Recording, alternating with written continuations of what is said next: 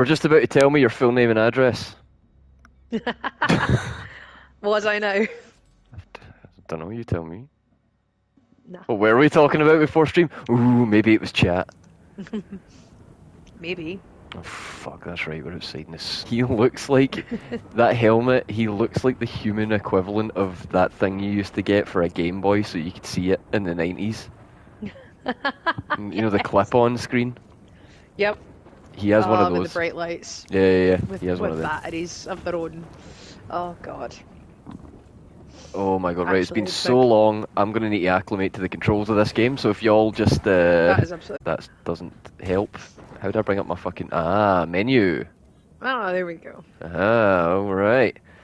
So I've got 2 health, oh that's right, I've got space now, I can actually pick shit up now. All that makes me worried about, though, is that the game's gonna start throwing more stuff at me now. Yeah, and it's just going to be like an exponential growth thing. I think there is one more, from what I've seen, I think there's one more inventory expansion, but it's like later on again. How much later? We're on chapter 5 of 8? Yeah, How it's how long is this how long are the chapters? so it was chapter 5. We got this one. So I think it's like six. It's 6 or maybe 7. We get the last one. Oh, that's right. There's just some rando on an intercom. Yep. Just so convenient that happens to be here right at this goddamn moment. But we'll talk about convenient things happening all night, I imagine, now that we're going to be talking about Indiana Jones and the Dial of Disappointment. Oh, I think while it's still kind of early doors, and to avoid having to talk about the dog shit for as yeah. long as possible, it might be interesting to do a little bit of a Indiana Jones series review, because I don't know, like, you know, go through the movies and talk about them a little bit, just about like your experience with them, what do they mean to you, and why do you care about the new one? Before we get That could into be really cool. Yeah, before we get into it, build it up a little bit, like why the series Yeah. is important before we talk about just what they did. Yeah. Ah, That would be really cool for me because, like you, I was brought up on them. ah, the fuck did you come from? Hey, whoa, you cannot hit me and run Hit and away. Get run. the fuck back here. Get back here. Where'd he go? Where'd he go? You son of a Where'd he bitch. go? Come here. Come here, I got something for you. Motherfucker. They're just popping out the snow. It's just mean. Yeah, that's what you get. And again, and again. You passing a hospital on the way home tonight, mate? Get that oh, you're lucky. Lads. Right, have you ever heard of too many dicks on the dance floor?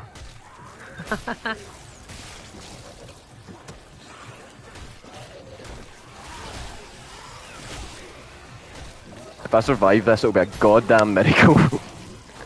Ah! That would be insane. How am I not dead? I've Oh my taken god. so many random hits. No, still? Oh my god. This is insane.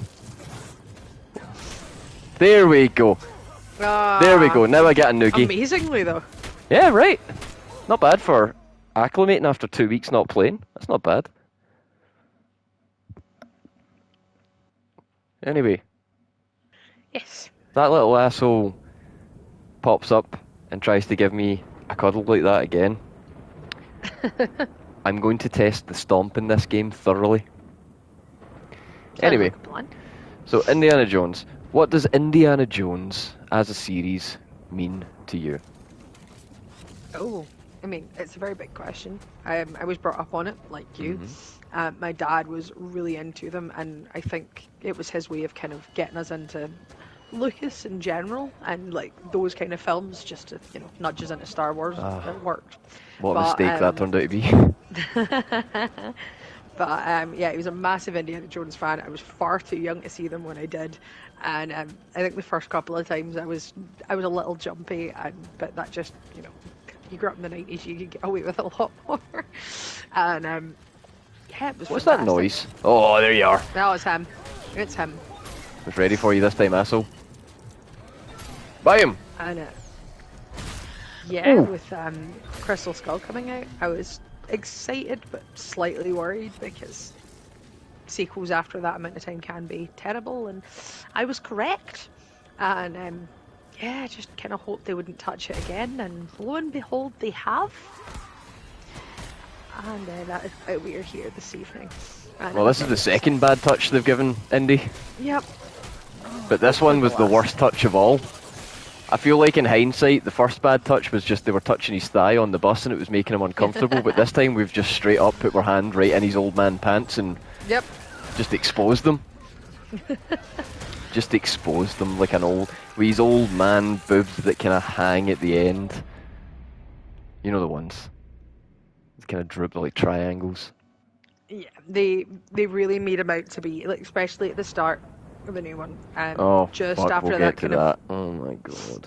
no, just when they made him seem so old, like that upset me a little. But they didn't. They didn't make him seem old. They made him seem cartoonish. Like, I Yeah, don't know about you, I know old people. None of the old people I know sleep in their pants in their lounge chair. no, None of absolutely them. not. Not a single one. In fact, most of the old people I know are significantly more proactive in their day to day than I am. Yes. And I'm in my fucking 30s, man. I'm allegedly in my prime. Oh, I know that feeling. You know, it's just like, what are we doing here? But we'll get to it when we get to it. Yeah, For me, Indiana Jones, probably my first hero. yeah, Like, probably the first person that I saw and I went, holy shit, you are so cool, I want to be like you. And I yeah, would watch those movies every single weekend for like 8 years at my dad's house. It's no word of a lie. yeah. Raiders, Your wee ritual. Raiders is the movie I have seen more than any other movie. Like, by a long margin. Not even Alien comes close to how much I've Wow. seen Raiders, right? And that includes Temple and Last Crusade as well, but I'm just saying Raiders because that's my favourite one. Fucking Yeah, of fight me. course. Crusade fanboys, fight me. Anyway, so, like, these movies mean a lot to me, man. I grew up on them, and that sunset moment in Last Crusade was Uh-huh. possibly one of the most satisfying conclusions to a hero. Yeah. Like, he got what was necessary. I'll get into it more when we talk about Last Oh Crusade in yeah. depth, but like there's such a bigger point to that movie that a lot of people miss, and I never missed it, man. I see it. We'll talk about it, but fuck, it was perfect. It was the perfect ending. So of course, somewhere down the line, somebody, now that you know everything's all about money and dog shit, somebody went, hey, you know what? We can make another Indiana Jones movie, even though he had the perfect ending, and there is literally no need. Yep. And so they did. But as I say, we will also cover Crystal We will. Skull in our discussion as well, but we're not there yet. So I think we should start off and just kind of go through Raiders a wee bit. Yeah. Because there's a lot of stuff in these movies that I think is extremely relevant to the new one, whether or not it was intentional or they even realised. Particularly, Raiders. well, there's an extremely meta feeling that I've got from this movie, Okay. which, you know, I hate saying that because it makes you sound like such an such an arsehole. But there, when I say it, see if you agree. We'll see. Okay. We'll see if this is one of those ones where I'm just told, nah, you're full of shit, or we'll see if it's one of those ones where you're like, ah, fuck, now that you've said that, I hate it. Knowing you is probably going to be the latter. I hope so. But play Raiders, going into it, that movie came out before I was born, so I saw it, Yep. you know, years later.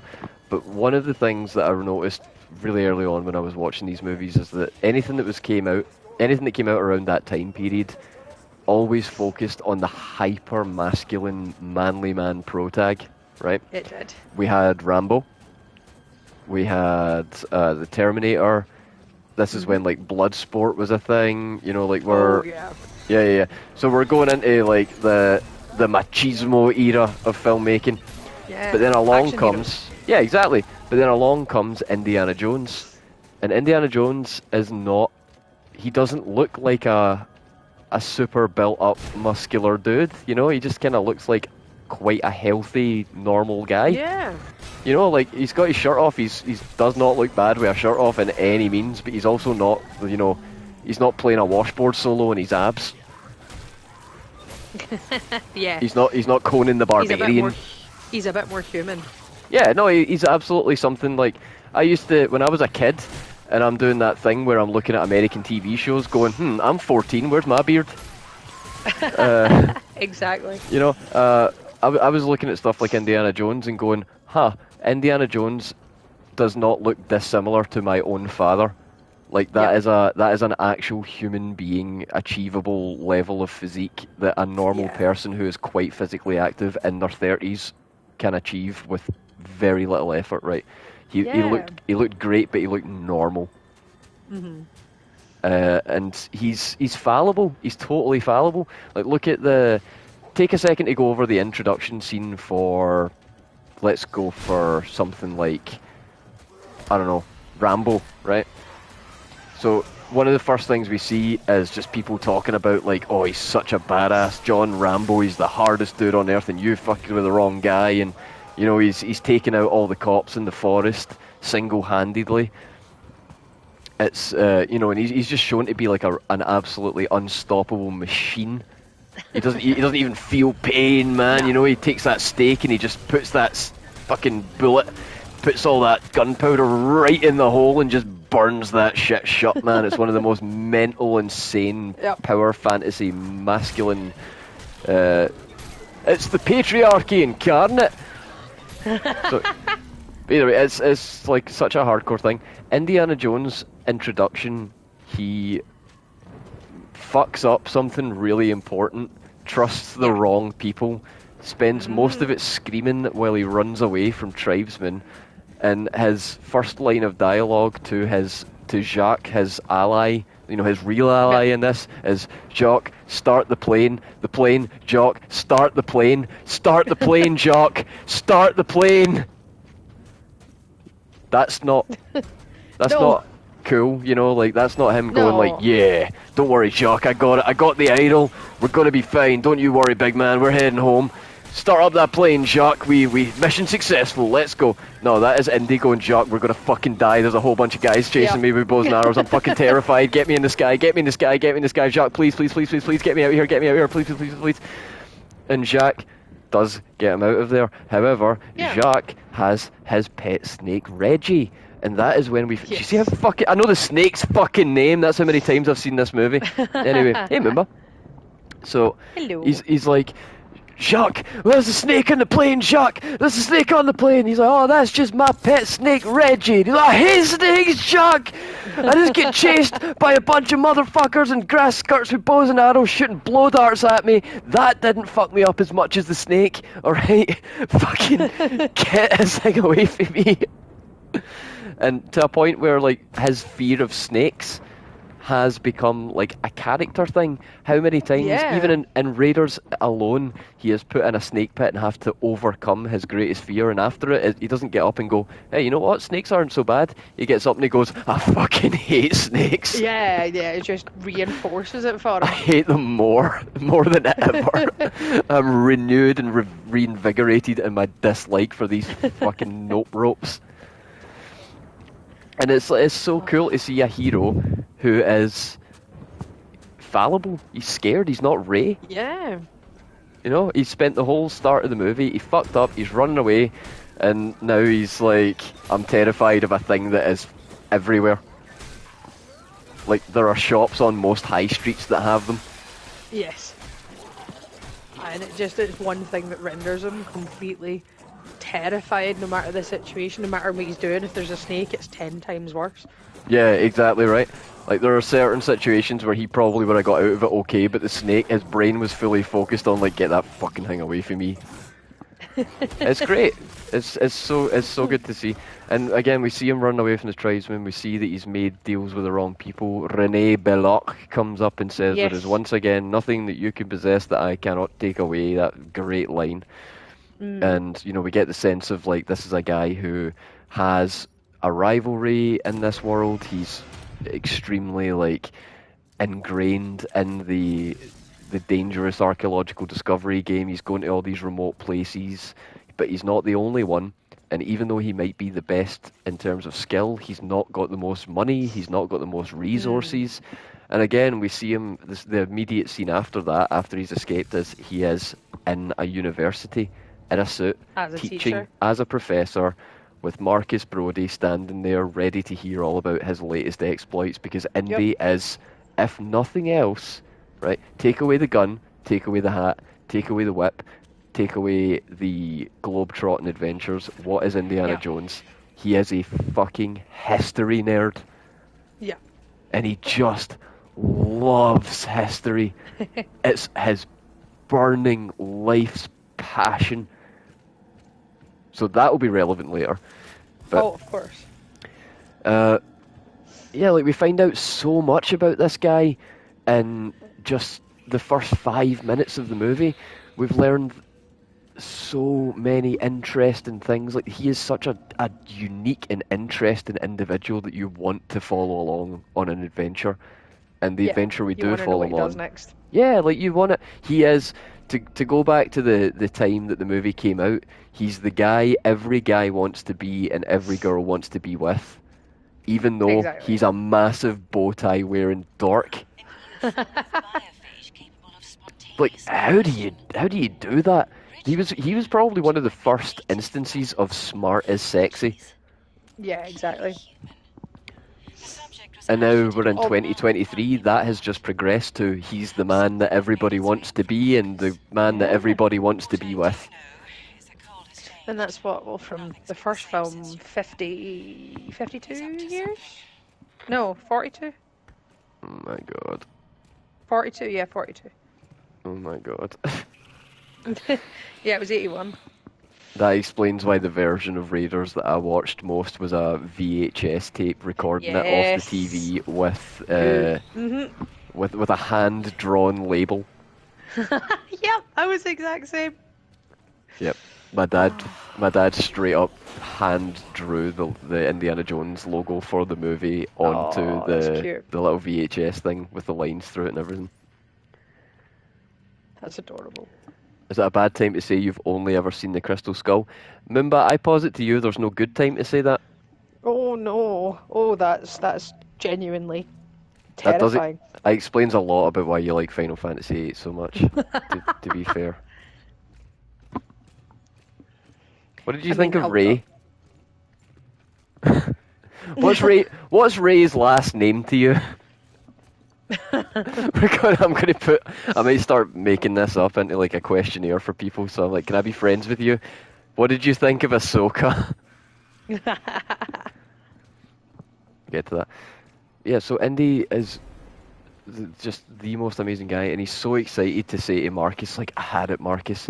I had it in my hand. It's In my real. hand, yep. It's real. And he's like, oh, yes, Indy, I'm sure you did. He's like, no, I can get it. I can get it. It's all I've been thinking about since it happened. Literally, all that has been in my mind since it happened. I can get it. I know exactly what I need. I know who I need. And Marcus is just like, yep, cool, we trust you because we know you know what you're talking about because you're such a professional at what you do. Yeah, he's just the man. He's just like the cool guy on campus. And when you think about it, like history is one of those kind of stuffy subjects, or that people would think that's quite stuffy. And the kind of teachers that would normally be there. So you just get this one professor that, yeah, he's really into history and his classes all do well, and but people just think he's amazing. But he also happens to just know his stuff, be completely right, and be absolutely cool at the same time. Well, I would argue, Just be everybody's idol. I would argue at this point that a guy that is that good looking and that smart in that field, he is Yeah. probably considered amongst the students and a total fucking rock star. Especially Oh yeah. especially if he is publicly credited as the guy that goes out and does all these insane archaeological digs and comes back with. Well, at this point, Marcus throws out a line where he says, "The museum will take your contributions as always," implying that he's done this numerous times with Oh yeah. artifacts. It This also is how they implies, get them. well, it also implies that he's done this numerous times. Hey, Button, we're just talking about Indiana Jones. We've got to the first 10 minutes of Raiders. This is definitely an EFAP we're in for, folks, so strap in. Well, it's been a long time, and we've picked a real It fucking good has. one to come back on We because have. I know the Indiana Jones first, the three movies. I know the three movie scripts from memory.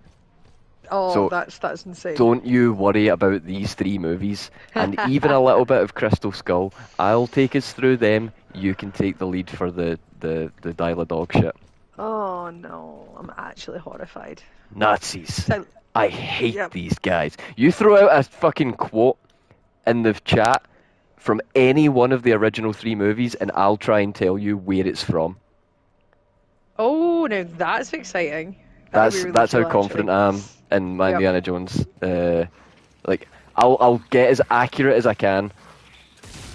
There will be some that I won't be able to do because it's like, oh, I mean that could easily be Raiders, but I'm pretty sure that's Crusade. Mm. I'm There's some almost positive that's Crusade. some lines that are more common than others. Mm.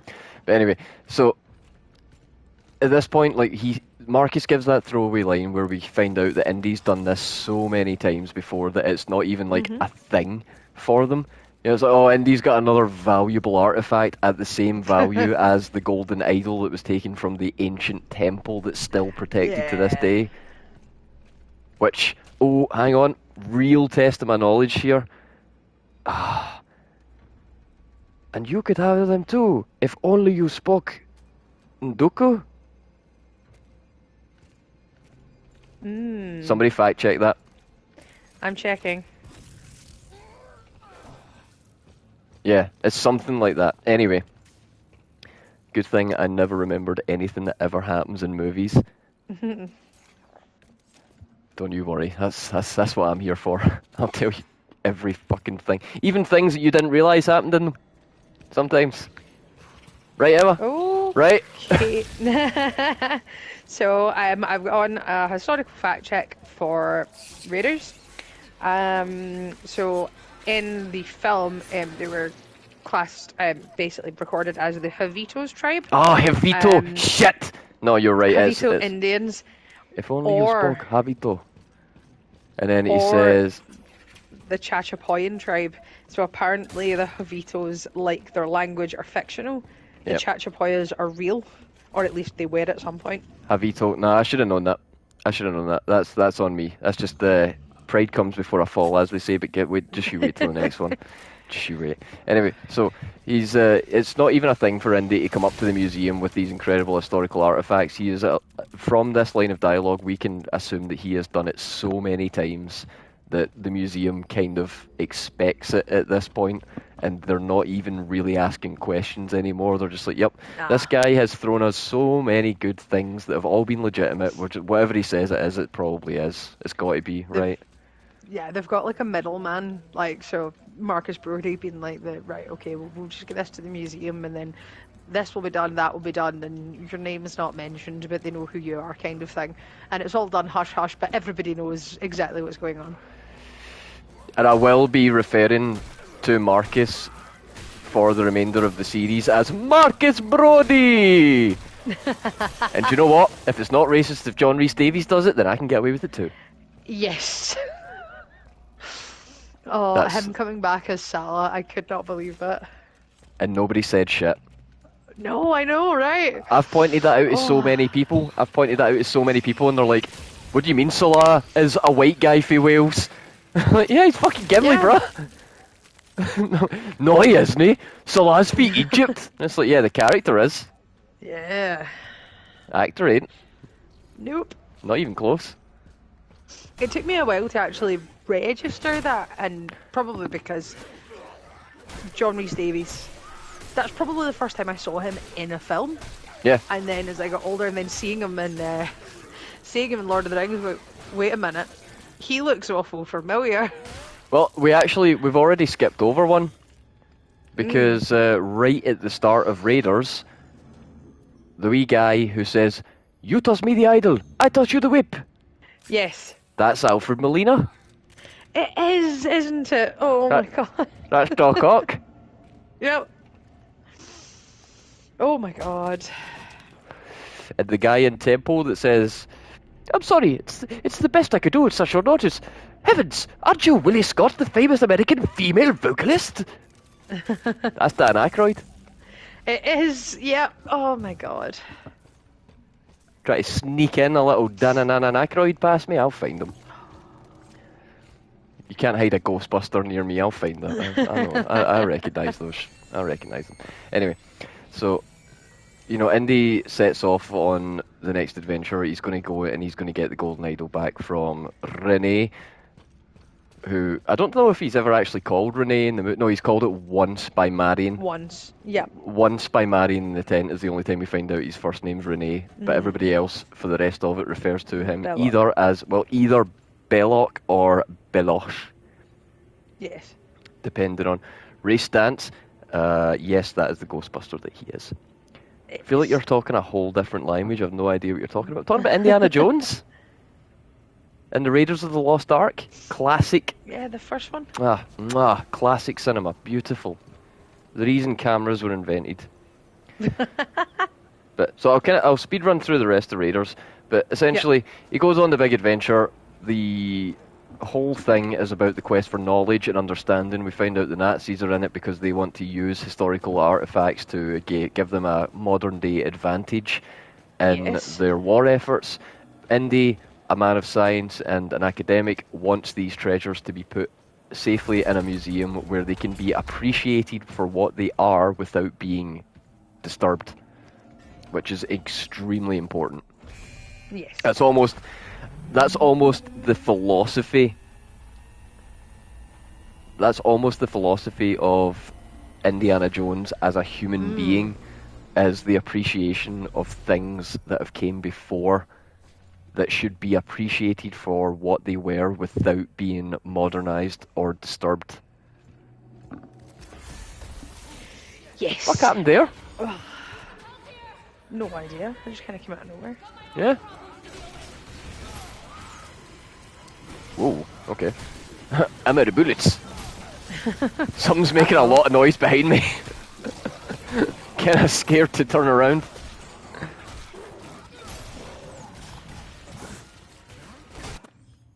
Oops. Oh. I fat thumbed the PS button. Oh no. It happens. Right, anyway, now that I'm dead I can get back to it.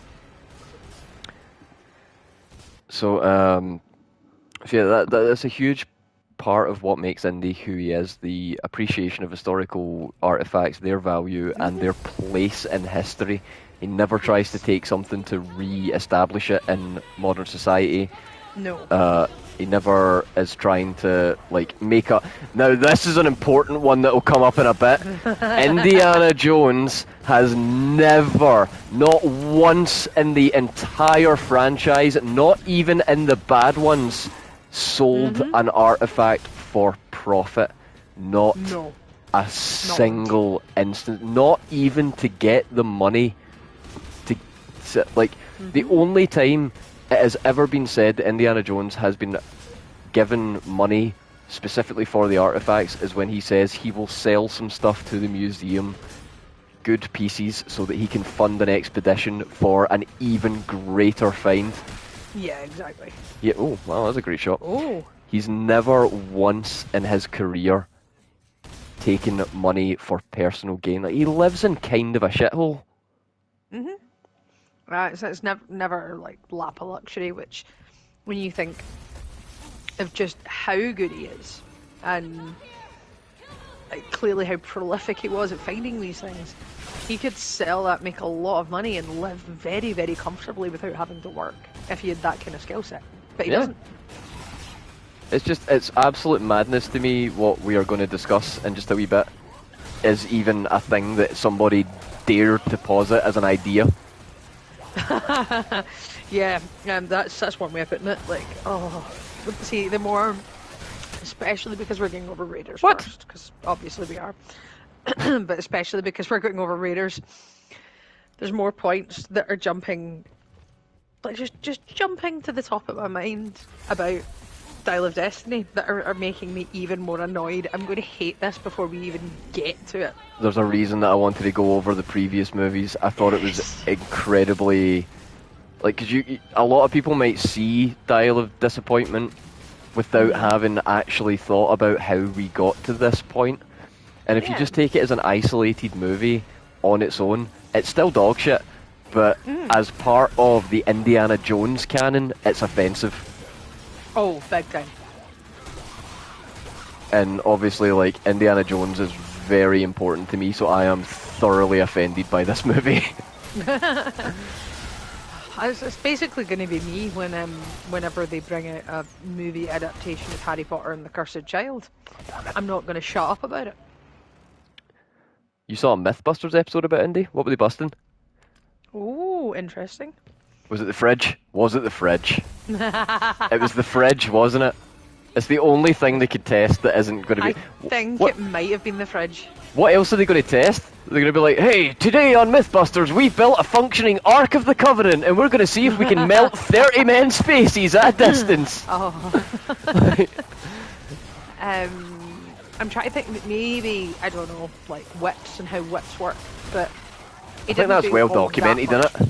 Yeah, but certain tricks that he done in the film with the whip, but I think it was the can you bullwhip swing, says Zero in the chat. And It's got to be the fridge. I think it is the fridge. It would have to be. Using the whip to escape a pit by swinging across. Oh! Ah, there we go. I can tell you that surely works because I've done something very similar by accident. I was walking a dog when I was a kid, Right. and I climbed up this hill. It was like it's a place in Johnston, and the hill is really steep, but it leads up to like the edge of a football pitch, Okay. and it's overgrown with like trees and stuff like that. And Yeah. I fell from the top, and I started, you know, like when all of your body weight shifts to the forward, and you're doing that kind of like that flap run right before you topple Yep. over. So I was about to topple over, and my arm flailed, and it wasn't intentional. It was completely by accident, but my arm flailed, and I just happened to have the dog lead in my hand, and it Oh my just God. happened to whip around a tree branch, Oh my god. and I started swinging, and I was able to swing back to where I took off from, and like get my feet planted, and then slide down the rest of the hill. Oh my god. Yeah, that there's is- just Yeah. just that little description there, just like that kind of little wobble before you go down. Yeah, I experienced that a few weeks ago, and it is not a nice feeling. Oh, You yeah. should have had a dog lead. I should have. Yeah, just oh god. But, yeah, so I think it's totally possible. Just 'cause Yeah, I'd say I've done so. something similar. And we've been chatting about all this, no doubt in chat. They were like, yeah, they disproved it. Well, not to mention dodging many traps, escaping with the idol, or disarming a shooter with the whip. Right, disarming the shooter with a whip would be a cool one. I want to see if that's possible. Yeah. Because anytime I try and look up videos of people doing cool things with whips on the internet, I just get porn. I think it would very much depend, because like if you were to hit the gun, you could probably still fire the gun. It would probably knock it off course. But if you were to hit the person's hand, like if you were like reliably able to make contact with the person's hand, he could drop the gun. I'm almost positive if you hit somebody in the hand with a whip, you would break it. Oh yeah, probably. That shit breaks the speed of sound. That's what the crack is like the actual leather, like busting the sound barrier. So I'm almost positive, based on that alone, that if a whip hit you in the hand, it would probably break your wrist. It would probably, like, if it hit you in the right spot, it could probably straight up just remove a finger. That probably could, yeah. But that would be an insanely good shot. Well, or a lucky one. Well, I mean, actually. well, think about it, right? If we're just testing it in a static environment and we've got as many chances to hit the hand as possible, I don't know. I really feel like a solid hit from a whip would probably take your finger. I mean, again, I would go looking for a video Son of a about bitch. this, but you get down some dodgy avenues quite quickly. Could Indy have inspired the Belmont clan in the Castlevania series? Ooh, that's interesting. Fuck, that is interesting. Hang on. Said, and he's followed up with, I mean, Simon Belmont confirmed the whip swing. Castlevania release date. Castlevania was released. No, not that. Castlevania. One of the game. Not Symphony of the Night. What the fuck is wrong with the internet? 86. Right, so 86 was when Castlevania came out. Raiders. And 81 was Raiders. Ooh, really? Mm. I'm gonna go as far as to say that's pretty much myth confirmed. Yeah, there's not a lot in that. Yeah, no, that's the timing of that's it's too close.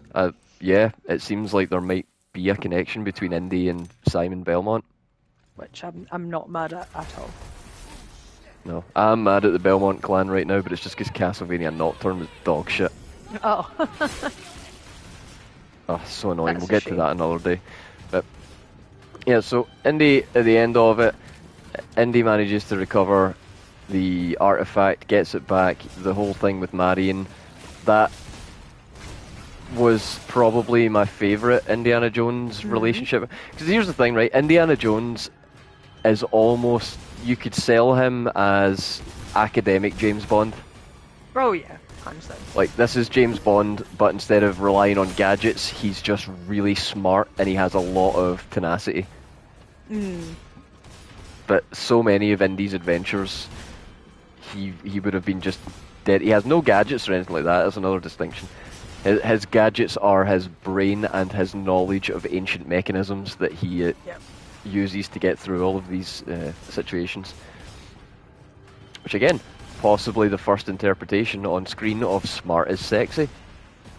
And think of it, like, the characters that kind of inspired, or maybe like helped inspire along the way for like films along like that. So even like The Mummy. Like our main man in The Mummy, Rick, he's again. Yeah, he's a almost a 1-to-1 Indy clone. Yep. There's a few, and then well, Nick Cage made National Treasure, and he tried to make an Indy clone, but nowhere near as cool. Here's the thing though, right? Nick Cage should know by now that he can't clone anybody because he's always going to be himself. Yeah. Yeah. Saying that though, we watched Renfield fairly recently, and he made a bloody good Dracula. It was funny. You feel sorry for Harrison Ford? Do you know, man, I do too. I was thinking about this earlier on, but we're at that point now where Harrison Ford could die at any moment. Yeah. And it wouldn't be a surprise. It would just be, old man dies. And I genuinely think there is a point in my life where when that happened, I would have cried and watched every Indiana Jones movie. Yeah. But now I'll just be like, oh, I'm so glad they can't milk him for any more bad movies. Anything more, yeah. Like, oh fuck, they've already ruined Han Solo, they've ruined Indiana Jones, what have we got left? They've did Blade Runner again. What's he got left? I think that's you, Harrison. I think you can die now. I think he's they've done. got your young likeness.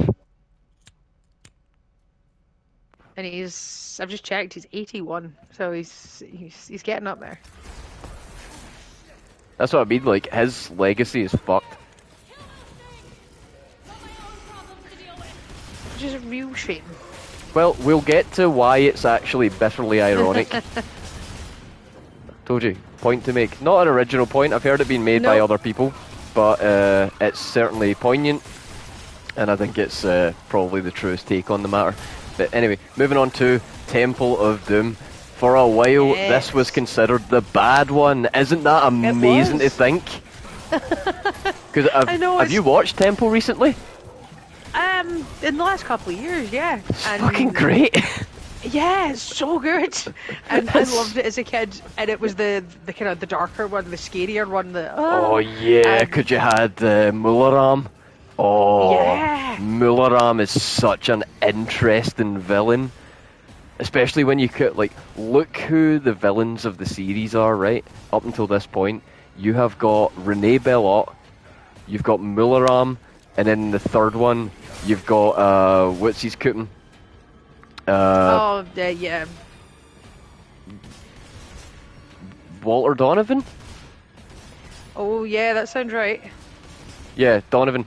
So, Donovan. like, you've got a guy who, in the first one, he's just another archaeologist. It's almost like the Marvel movie syndrome. We've got a guy that is just the same guy as your protagonist. He's just evil. And then you've got... Is this where I'm supposed to go? Is this just a room where I'm supposed to survive, but things aren't spawning very fast? Seems that way. Okay. And if that's what we're doing, game, that's fine. But then you've got Mularam. What a curveball of a bad guy, you know, to have like a religious leader in there for a cult when we're... Because that's the thing, right? Indiana Jones has always dealt with religious artifacts. We've always had, usually, you know, Christian Catholic religious artifacts, but we have dipped into, you know, Hindu artifacts at this point. They could have easily dipped into so many others if they wanted to, and they try to in the new ones, but they really don't do it very well. We'll get to that. No. Yeah, so we get to we get to Temple. Temple, we get the amazing introduction with yes. with Thingy's wife, which I didn't know that's who that was for a while, but there we go. And Whose wife? Lucas, the Oh, yes.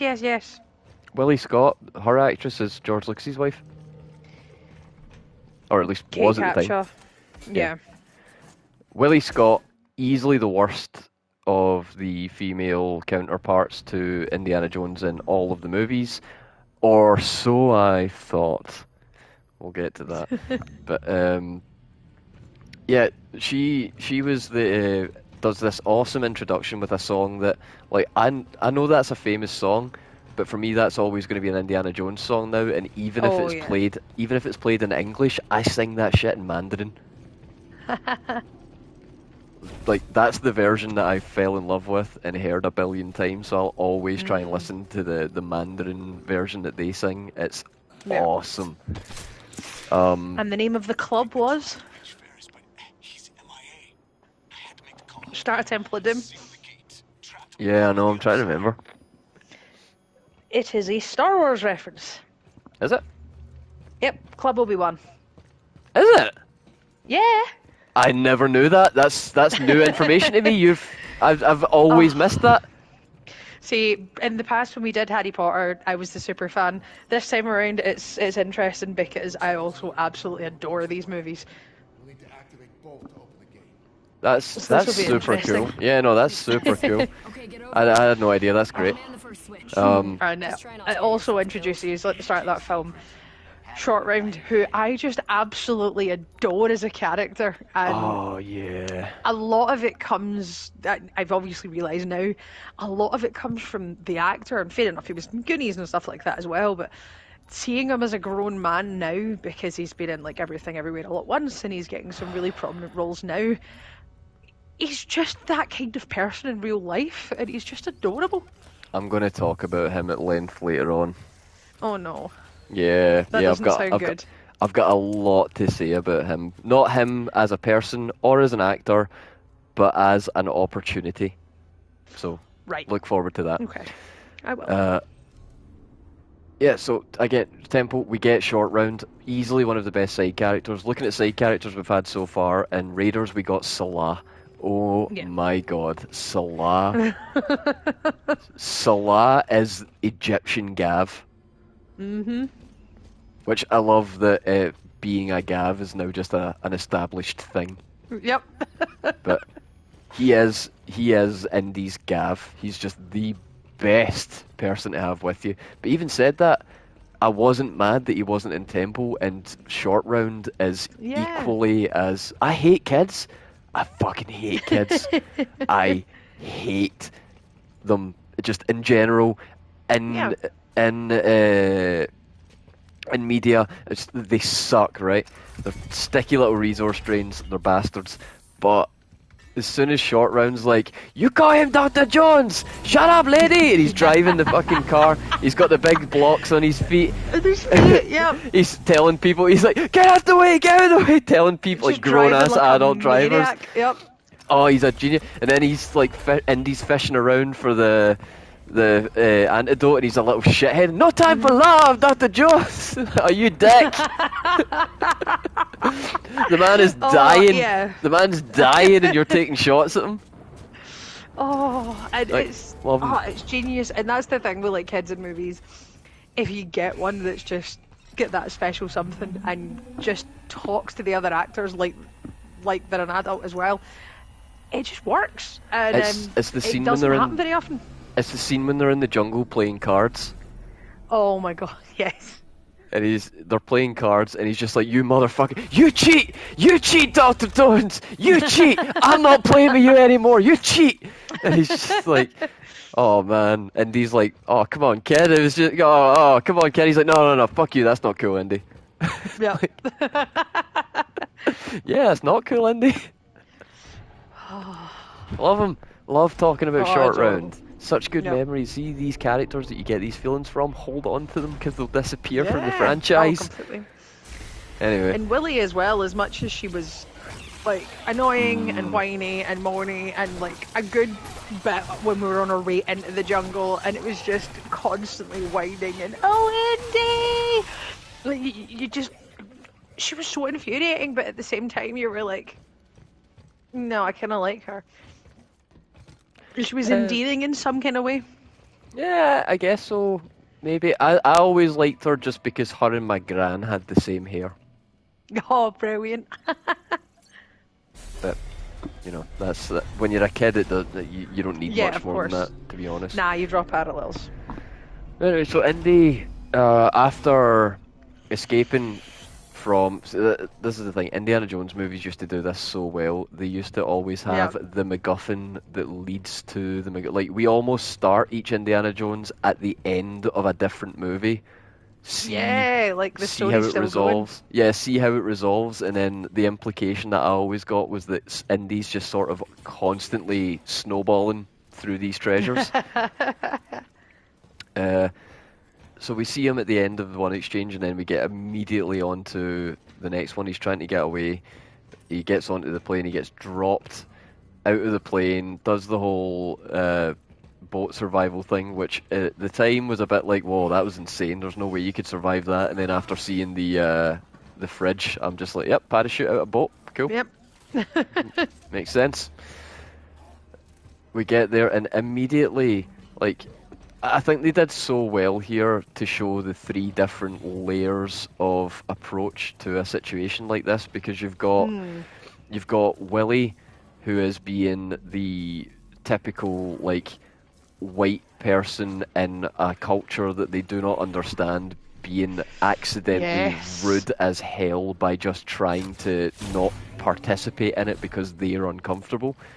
You've got Short Round, who is just sitting there and he's taking everything in and trying his best to like understand the new information that's being presented to him while being as like respectful as possible. And then you've got Yeah. Indy, who actually knows what's happening here and actually understands what's being said to him. Yep. And seeing those three levels, it not only establishes who each of these characters are in that moment: ignorant white woman, observant student, and master. Yeah, learned scholar. Yeah, it really sets out who these people are. It's so quick and simple. It's brilliant bit of character writing. And they immediately, like, Willie's just like, cool, so we need to get the fuck out of here, right? Because I'm not from here and we don't care. Yeah, I can't handle the Indy- jungle, and I'm not eating that food. Yeah, Indy straight away is like, nah, we have to help these people. Fuck, I get what's happening here. We have to help them. This isn't okay. Yeah. And that's what he does. The rest of the movie is like he even says it to her. She's like, Indy, when are we going? He's like, we're not going to Delhi. We're not going to We're not. Where is it? Is it Delhi they're trying to go to? We're not going Yeah, to we're not Delhi. going to We're Delhi. going to Pankot Palace. Yeah. There's not even like he doesn't even Aye. know this. He doesn't even know this is true.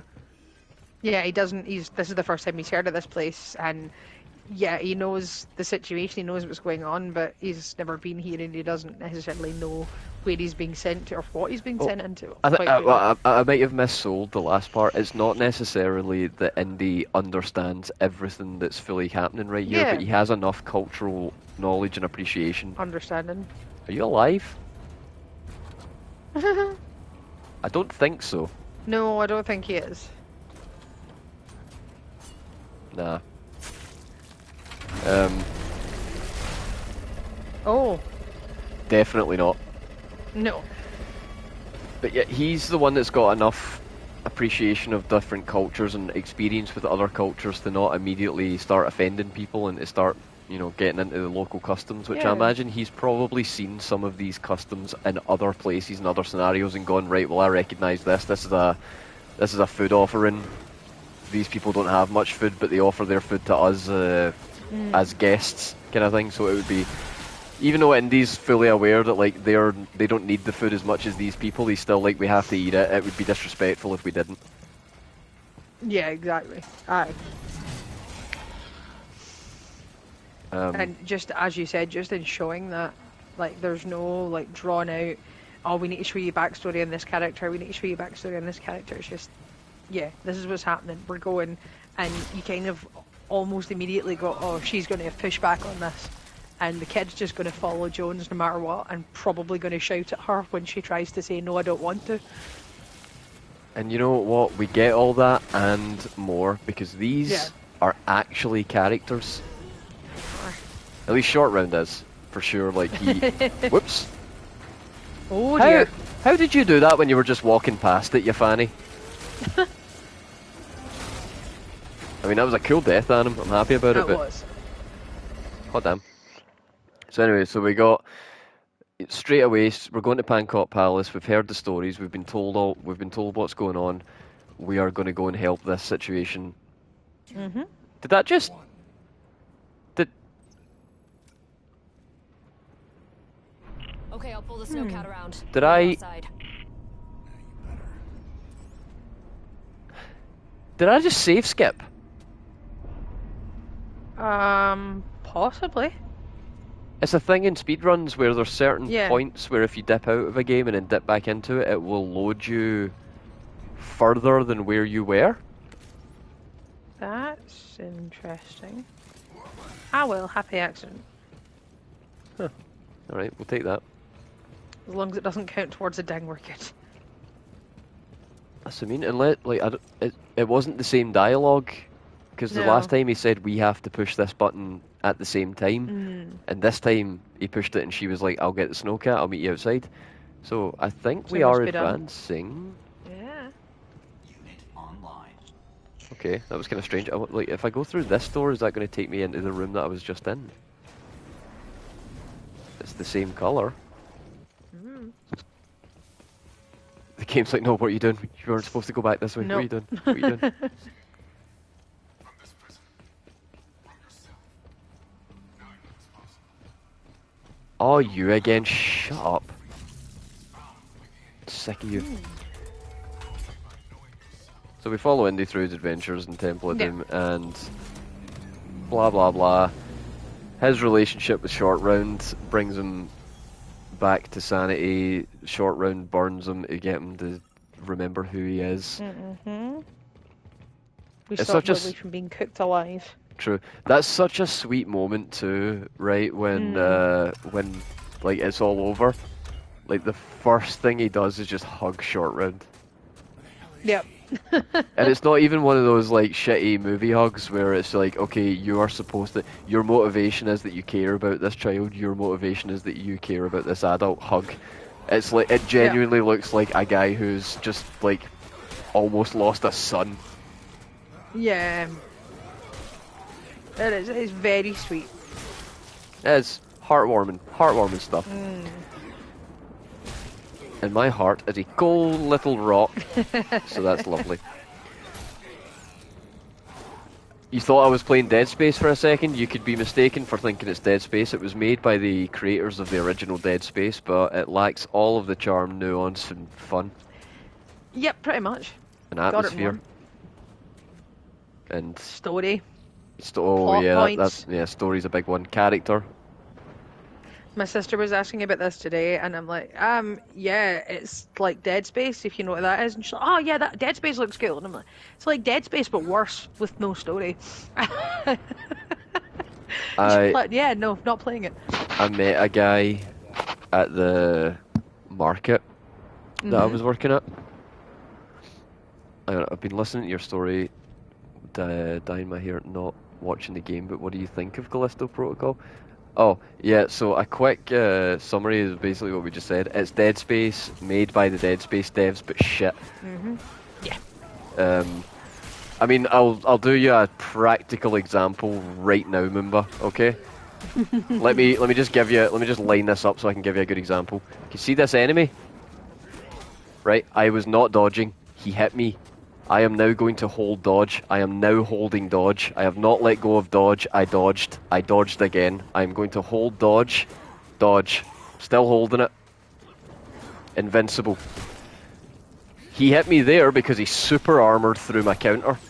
That's something that they do. So you can basically infinitely dodge in the game, but there's a good chance that even after you counter attack, the computer's just going to be like, cool, I can hit him now because he can't dodge.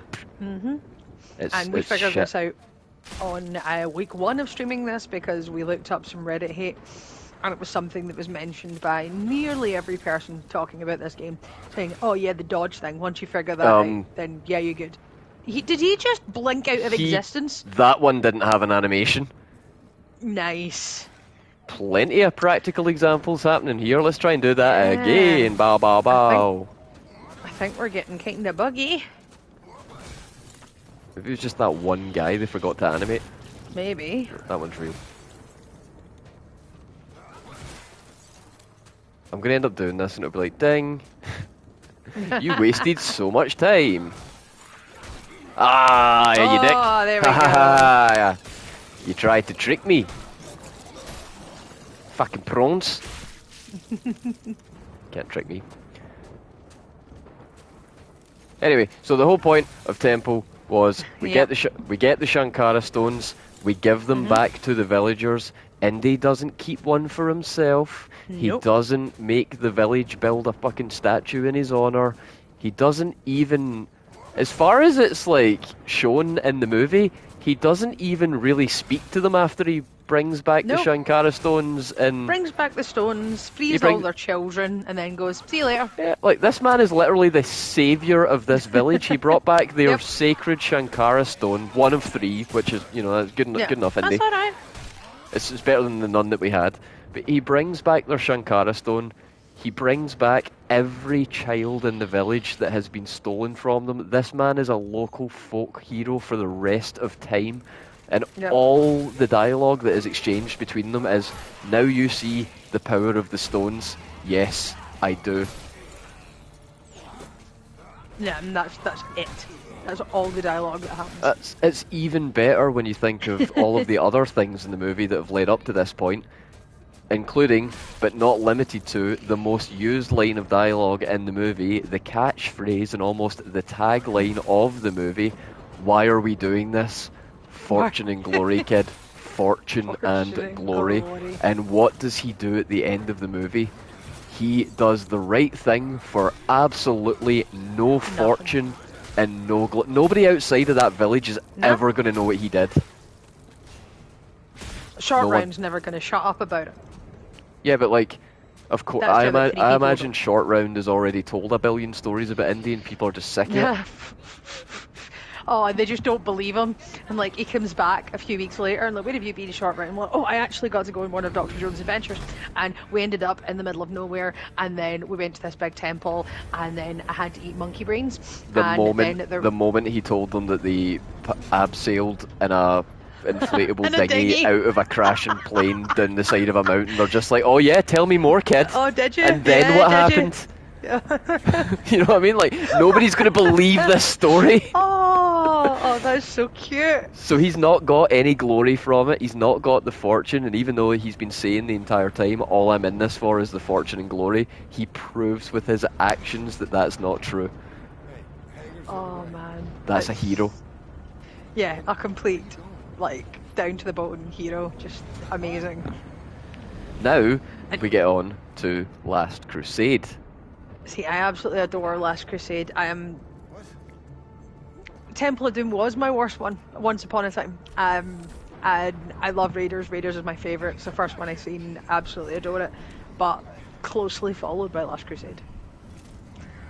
Yeah. Last Crusade is definitely my second favourite, and it should be my first, really, because it's the one that I quote all Yeah. the time.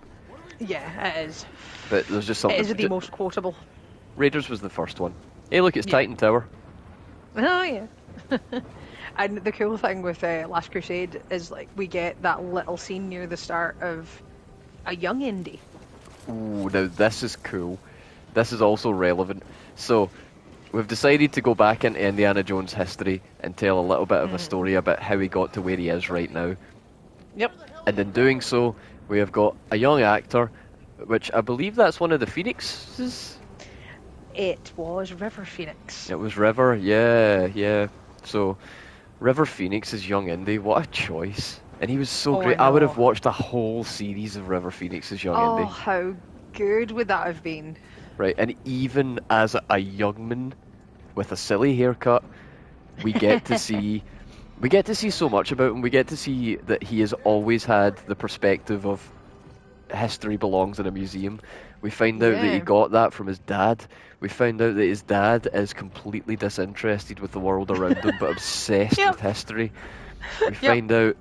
find out so many things. You know, that interaction when he bursts into the house, he has the cross of Coronado in his hand, Yeah. and his dad's just like, count to 10 in His Greek. face is like, yeah, his face is bleeding and everything because of the weapon. He's just like, oh my god. And he's just like, no, wait.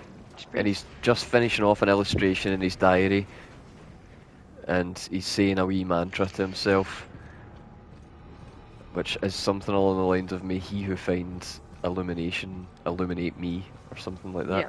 And it's just Filling in his the... wee Grail diary. Well, I've never realised before how important that line is to the overall arc of the story, because, like, Yeah. as we find out later, there's two Grails in the movie. I don't know if you've Yeah. ever thought about it this way, but there's Okay. two Grails in Indiana Jones and the Holy Grail. There is Right. the physical Grail, Yes. the real Grail, which gives you the power of life everlasting, heals your wounds, and allows ancient knights to live for 800 years guarding cups without Yes. getting bored. But, I'd imagine you'd get bored, but yeah. probably. But the second Grail in the movie is the Holy Grail of a restoration between a broken relationship. Yeah. Like, for Indy, we're shown all throughout the movie that all Indy's ever really wanted is for his dad to just fucking pay attention to him. Just acknowledge him and acknowledge what he's done. You know, because the last time they spent any time together, you know what he ordered? What's in here? The milkshake. Milkshake. Yeah. Oops, skipped a scene because I don't care. So, It's all about Indiana Jones tonight, people. We do not care about this game. I've so lost interest in this fucking game. Just goes through the motions. I just don't care anymore. But, Trace it from your rope out of here. yeah, so we have the Holy Grail of a restoration in the relationship, which could not be done. You know, it was thought to be impossible. But and through the journey, in trying to acquire the physical Grail, we finally are able to get the components necessary for the real Grail, which is The real, yeah. the relationship that they have, you know? That's why at the end of the movie, Indy is desperately trying to grab the Grail before it disappears forever, and his dad is the one that goes, Indy, let it go. Because he recognises in that moment that he has found the true Grail, and it's not the physical Grail that saved his life, it's his fucking son.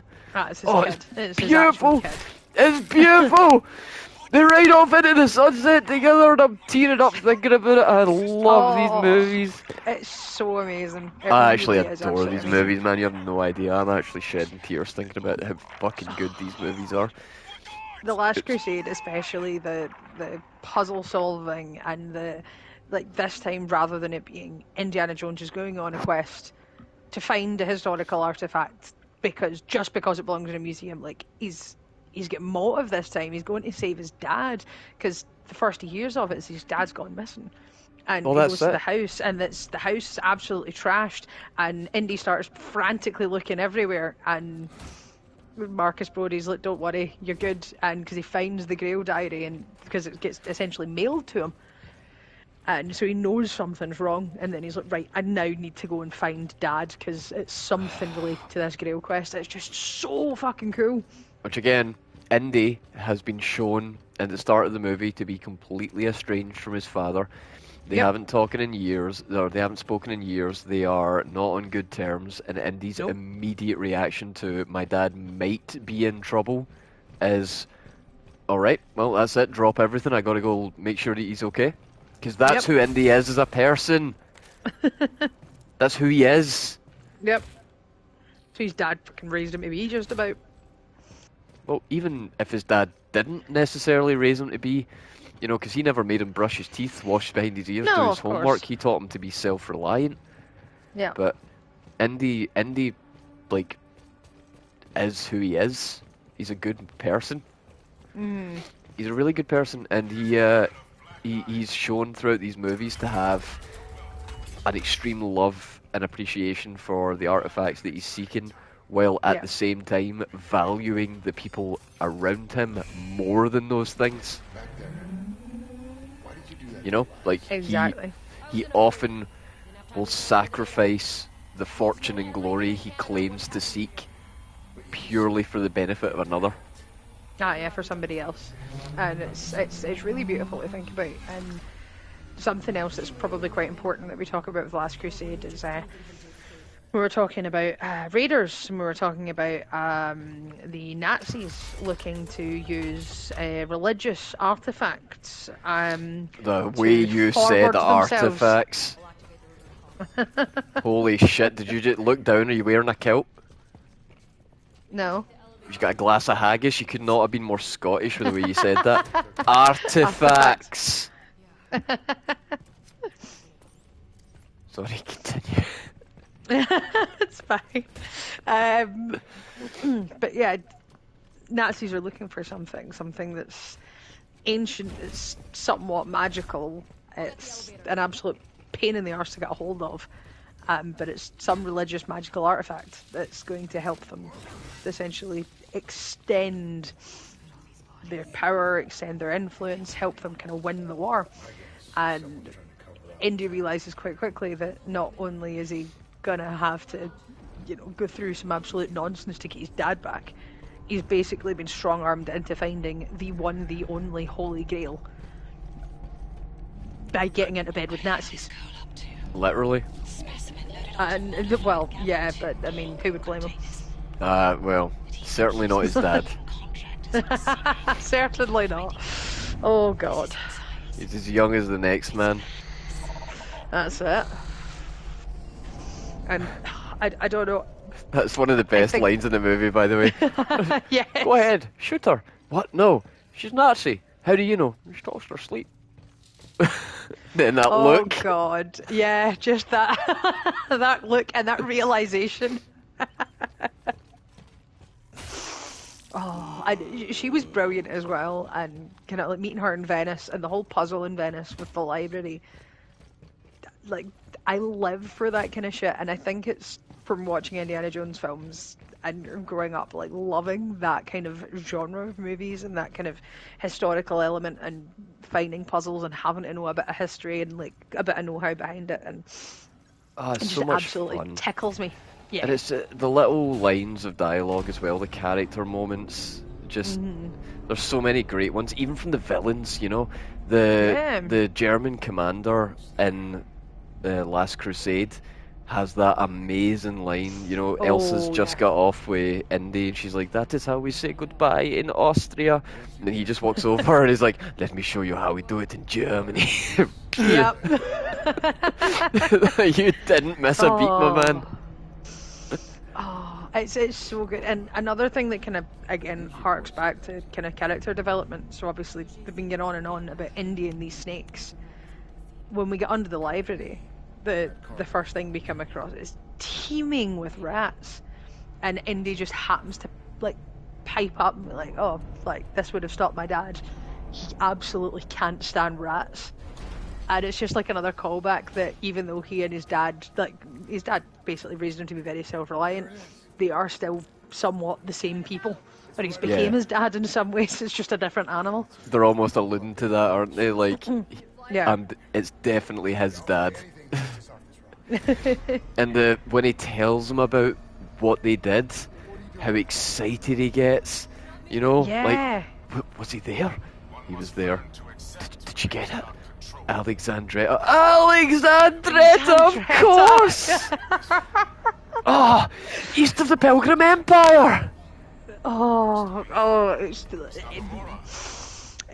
He's like a kid on Christmas morning. He's like, finally, like this last bit, like he's been searching his whole life for, and he's just jubilant that it's finally all came together, and they're on the path to the Grail.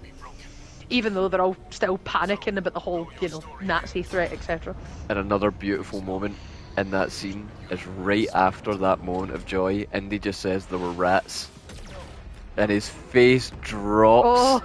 Oh. His face drops, he's sheer instantly afraid. And it's just like Indy almost reaffirming, like, yeah, I still know my old man. Yeah. Never mind that we were waist deep in, well, what we first thought was water, but turned out to be some kind of accelerant. And I'm not going to tell you how we managed to get out of that. Huh. There was a But yeah, button there were prompt rats. there that I missed, and now we're doing this. I wonder if I Oh. caught it, if there would be something. This is so silly. Yeah, this is ridiculous. What even is this? The momentum you've got, whatever you make impact with, is going to kill you. Oh, 100%. He's in space, right? Would he just indefinitely accelerate? Whoa, your arms just came out your sockets, bro. No way. Your shoulders just came clean out the socket. I know, hitting something, I don't know. I mean, given what we're talking about, apparently you can hit something quite solid at speed and still survive.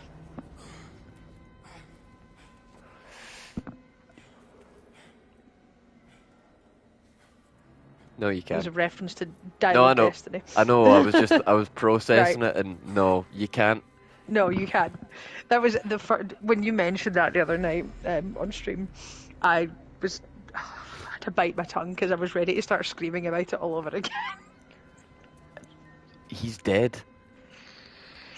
What's even weirder Yeah. is that what's even weirder about that is that I know for a fact that the director of that movie understands how trains and train combat works, because the exact same thing happens in Yep. another movie that this guy's made, The Wolverine. Yep.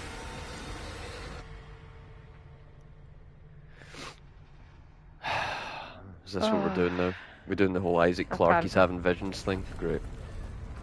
It You've seems that way. got one trick. Come on. We gotta move. Lady, did you see how far I fell down this ship? How did you get here?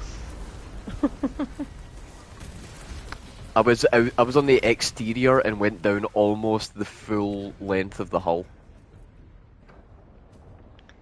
How did you get here? I don't know. What do you mean you don't know? How did you get here? Hang on. I know, they're just all acting as if this is pretty normal. Console still active. But she didn't fall, so how did she get here? Nope. Magic. I was really far away. You would have had to have seen where I landed, estimated where on the ship I was, travelled there and found me. One the prison was built Yep. on top of. I know, it's almost as if it would have to make sense for that to happen. Take that to the transport hub and cut across the tunnel and then Yeah, the elevator you probably took to get here, right? Mm-hmm. No fucking way. We almost got killed just trying to get out of Black Iron. This isn't about escape, Then what's Jacob. it about? Not anymore. What's it about? Answers. Why did the warden shoot down one of his own ships? I don't know. And how is Europa? He's the player right now. I don't care. This is crazy. I know. But what choice do we have? Come on.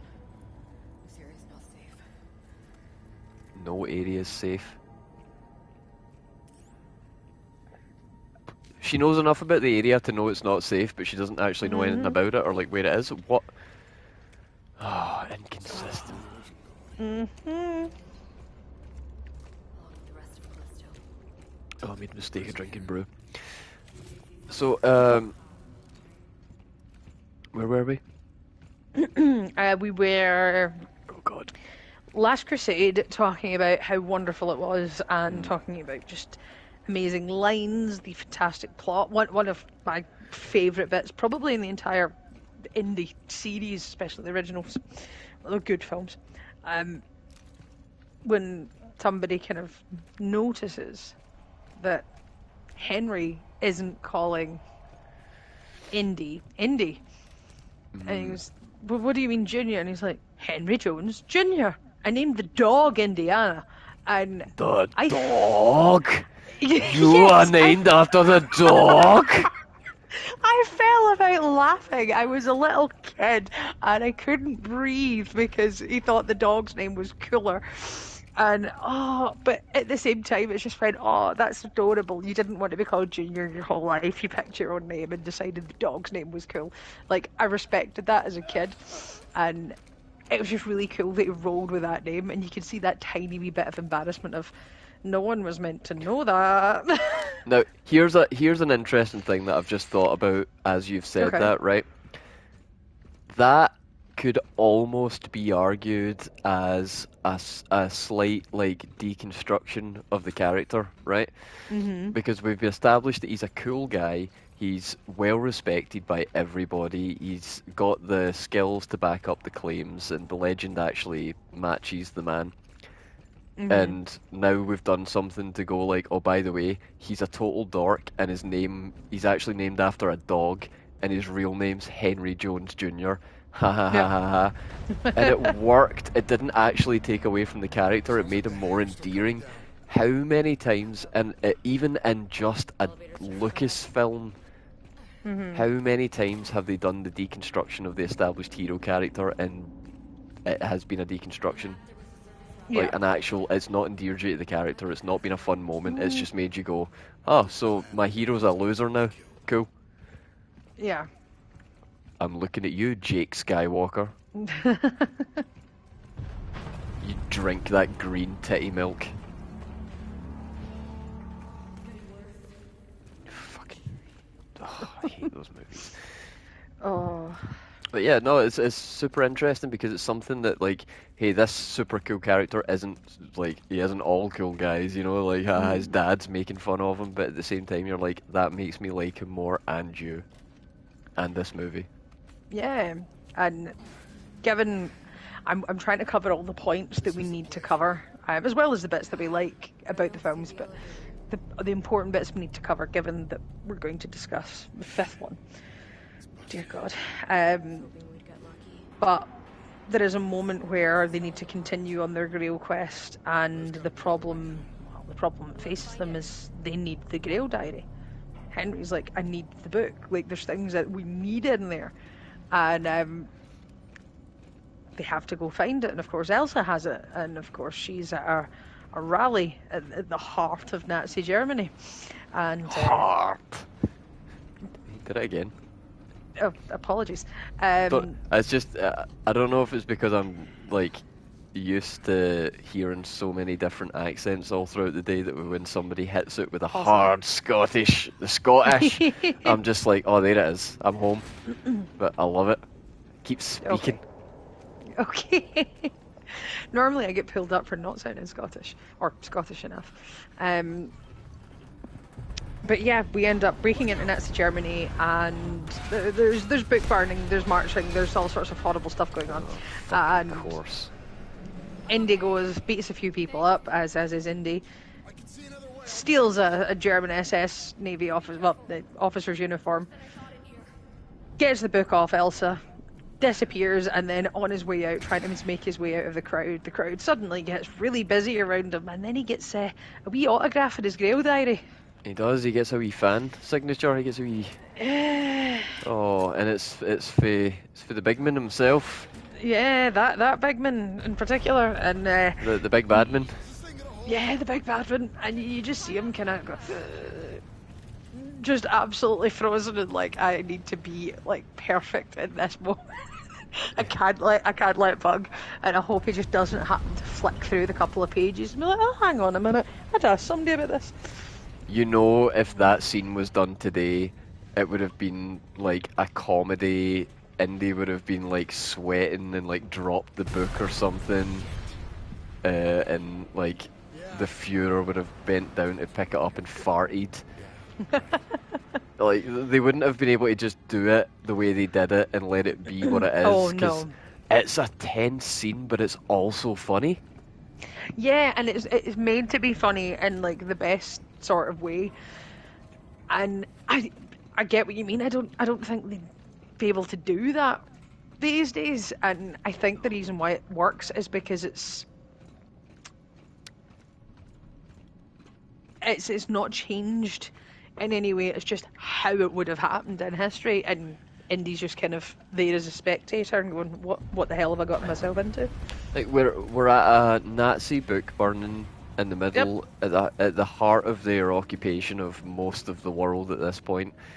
The point that the movie is set, they are very much doing a strong, like there's a lot of people could argue that they are likely to win the war at this point, Oh given yeah, given the where we are in the timeline and how the strength of their regime, particularly in like certain areas in the world. But it's such a thing. Like think about it, that's where we are, and Indy is gonna he's gonna meet Hitler at a book burning, and yep.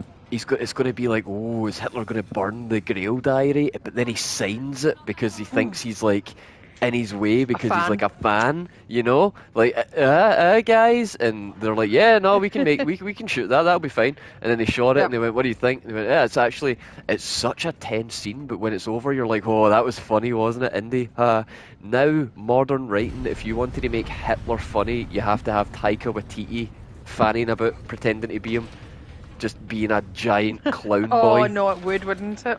Well, it was Jojo Rabbit. Jojo Rabbit, yeah. But that's the only way you can do that today and it'd be acceptable. They're like, yeah, Taika's doing it and he's a fucking clown. Oh God, what have we come to? But, great scene. Super tense, awesome. Yeah. Great thing to bring up as well, actually, given where we're going. Where we're going. And then one of my favourite parts, and I think it's why I love Last Crusade so much, is because you get your your three trials almost. Your three challenges to get to the Grail. And obviously Henry Sr. had copied bits out of books and rubbings and pieced together this information over so much time, but nobody quite knew exactly what it meant. And and Indy just happened to figure it out just at the right second. Although, when he figures it out, you are kind of like, really? Nobody figured that penitent meant humble and therefore Yeah, kneel? exactly. To kneel, yeah. And it's so cool, and again, this goes back to like how movies are made and movie magic, and like the sounds and the sound effects that were used were phenomenal, but that part in particular, with like the cobwebs lifting almost as curtains and you feel the quote-unquote breath of God with the wind, and then the blades come out and they're so sharp, they're so fast, and the noise is perfect, and that was all done with practical effects because we didn't have CG for that kind of stuff then, so it still stands up. Huh, weird. So, I'm supposed to believe that thing heard me fall and woke up, Yep. but didn't have vision, so it couldn't see him, so it just coincidentally walked ultra close to him. Arsehole. It just coincidentally walked ultra close to him, and then him cutting himself down, that noise is what made it turn around. I thought that he was infected and that's what it knew he was there, but it was just like, nah, you're one of us. But no, what the game did was way dumber. Yeah. That's so disappointing. I was writing headcanon and oh, I'm so annoyed. Yeah, so getting to the big finale of Yeah. Last Crusade, we get the triumphant character moments. Indy going through the trials, using his wits and skill and just And knowledge to get through them. and it's somewhat like kind of pushing you towards the like Indy is the guy, like, because yeah, there's bravery and there's intuition, but at the same time just pure logic and well knowledge as well. So the word of God, only in the footsteps of God will he proceed. It's Jehovah, it's the word of God, but he realizes at the Gee. last second, Uh, yeah, as his foot goes through it, and like just the sheer. I remember watching it, just the sheer panic as a kid, going, "Oh my God, why is it not J if it's not Jehovah?" And then he goes, "Oh, of course it'd be Latin," and then just goes IEHOVA. Yeah, we're good, and it's insane. It just goes, "Oh, I'll probably be spoken in Latin," and nobody else but Indiana Jones would have figured that out. it's so like now looking back at it with the internet, you would be like, aye, obviously. But Yeah. you know, back in the You day, just you're just pull like, oh pull man. out Google and be like, right, I've only got these amount of letters in front of me. Like, just translate this word into all these ancient languages. Right, go. Right, Scrabble solver. Is he? Yeah, he is just gonna. And then the final challenge, the path of God. Only in the leap from the lion's head will he prove his worth. And he picked up that gravel, threw it along the path, and again, absolutely amazing practical effects, early special effects. Just because the camera pans and you just see the path and no more. And It's he's even just got to better. walk along one foot in front of the other. It's even better because he does that. Like, yes, you are attacking me. It's even better because he does that after he makes the leap of faith. Like, I Yep. almost interpreted that as that bridge wouldn't have apparated if he tried the gravel first. Even though it's probably it's just I think they try and put it that there's a science here and there is a reason that you can't see it and it was always there.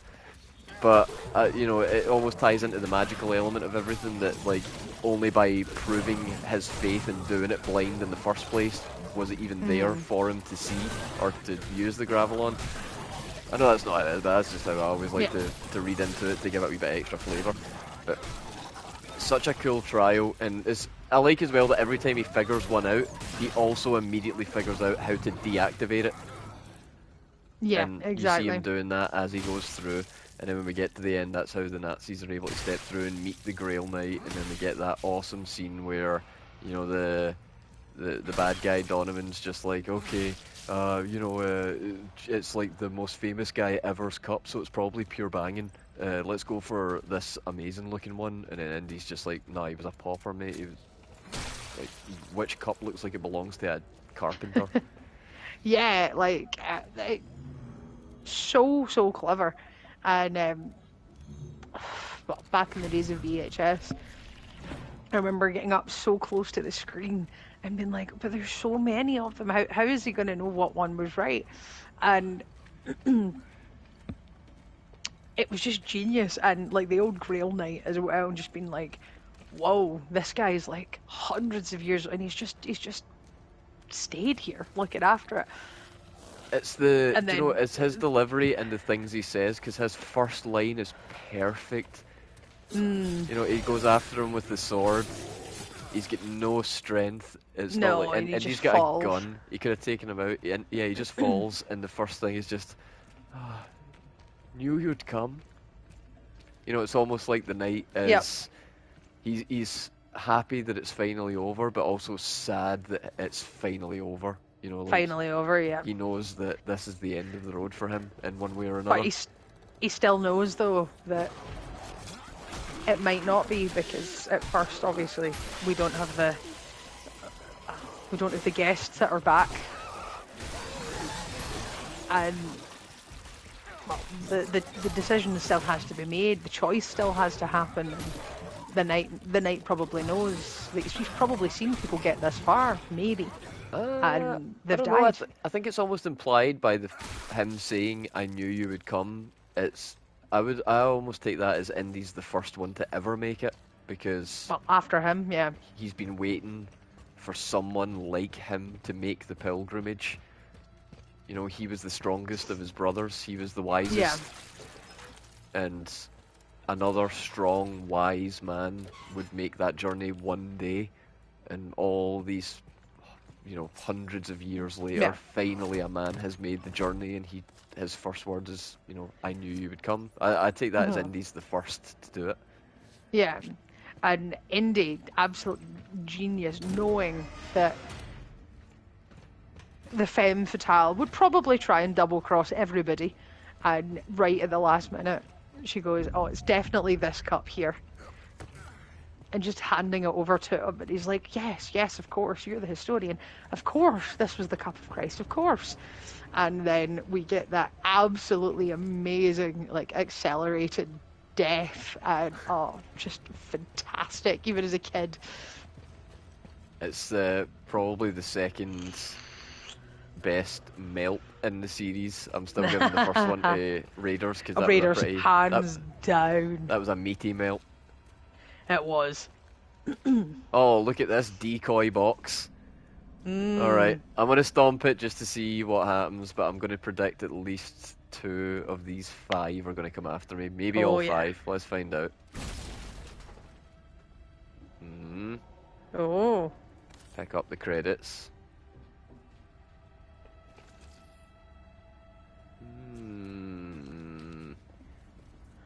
Double bluff? That was silly. Just a touch. Oh no, they're just all in here hanging out. And I had actually looked up to see if there was any other Star Wars references. No way. No. No way none of you heard that. Are you serious? That is ridiculous. That one wasn't... He's still not Okay. even aggroed. Well, these guys suck. I mean, can't complain. Right, use enough stalling. We got 2 more indie movies after this one. Right, okay, do a fucking job. Oh my god, we're only halfway. Yeah, we'll get there. We'll get there. So there's a couple more Star Wars references. So right at the very, very start of Raiders, the plane that he uses to escape, the red registration tag on the side of the plane is OBCPO. Oh, cool. So Obi-Wan and C-3PO. Yeah. And on the Ark of the Covenant itself, so it's covered in like hieroglyphics and ancient languages, there is a small kind of spot, and you basically need to pause it at the right second just to see it. But there's a tiny, tiny etching of R2-D2 and C-3PO on the Ark of the Covenant. Oh, cool. And the last one that I found, this one I didn't know about at all. So obviously we've got Club Obi-Wan and Temple of Doom. And I've not seen The Bad Batch, so this would probably explain why. But Star Wars Bad Batch Season 2, to mirror Club Obi-Wan, there is a nightclub called Club Lao Che. Oh, sick. I really like that. Yeah, that's awesome. Like all of those years later, we're going, oh, you know what, we're just going to pull that reference and just bend it right back on itself. God, even Lao She was... He Yeah. had nothing. He was in the movie for like 2 minutes and he had so much character. Like, I feel like I know more about Lao She than I do about any of the other people that we'll talk about. Oh god, I know. We have just been stalling at this point because... Yeah, well, the other 2 are now we dog need- shit. I want to talk about the good ones. Exactly. We'll have a nice time. Oh. Right, okay. Oh no, not again. Not again. No. Oh, here we No. go. Crystal Skull is actually 15 years old now. Ooh, that doesn't feel right. I know, 2008. Ouch. Okay, Even so though So that was, and Last Crusade was 89. So it's a bit of a jump. Wee bit. All right, the last thing I'll say about Last Crusade, just getting on to it. Yeah. We have some of the best characterization, the best character moments in it. I like that Marcus and Salah don't get overshadowed at the end. They get their moments Yeah. too. It's just exceptional ensemble work, and the riding out into the sunset. And George Lucas's own words, that was the cap on the series. I didn't think I would ever see this character again. Like, that's him. He's done. So, of course, 15 years later, we decided to become archaeologists ourselves. And we went digging around in the old toy box, going, what have we not played with in a while? And then something, a wee thing caught their eyes. Like, wait, what's that? What's that? Is that? They blow the dust off it, and it's a hat. It's an old. How did you not hear me climbed in the ladder? Ah, fuck you. So, yeah, we go in the toy box, we find an old dusty hat and a whip.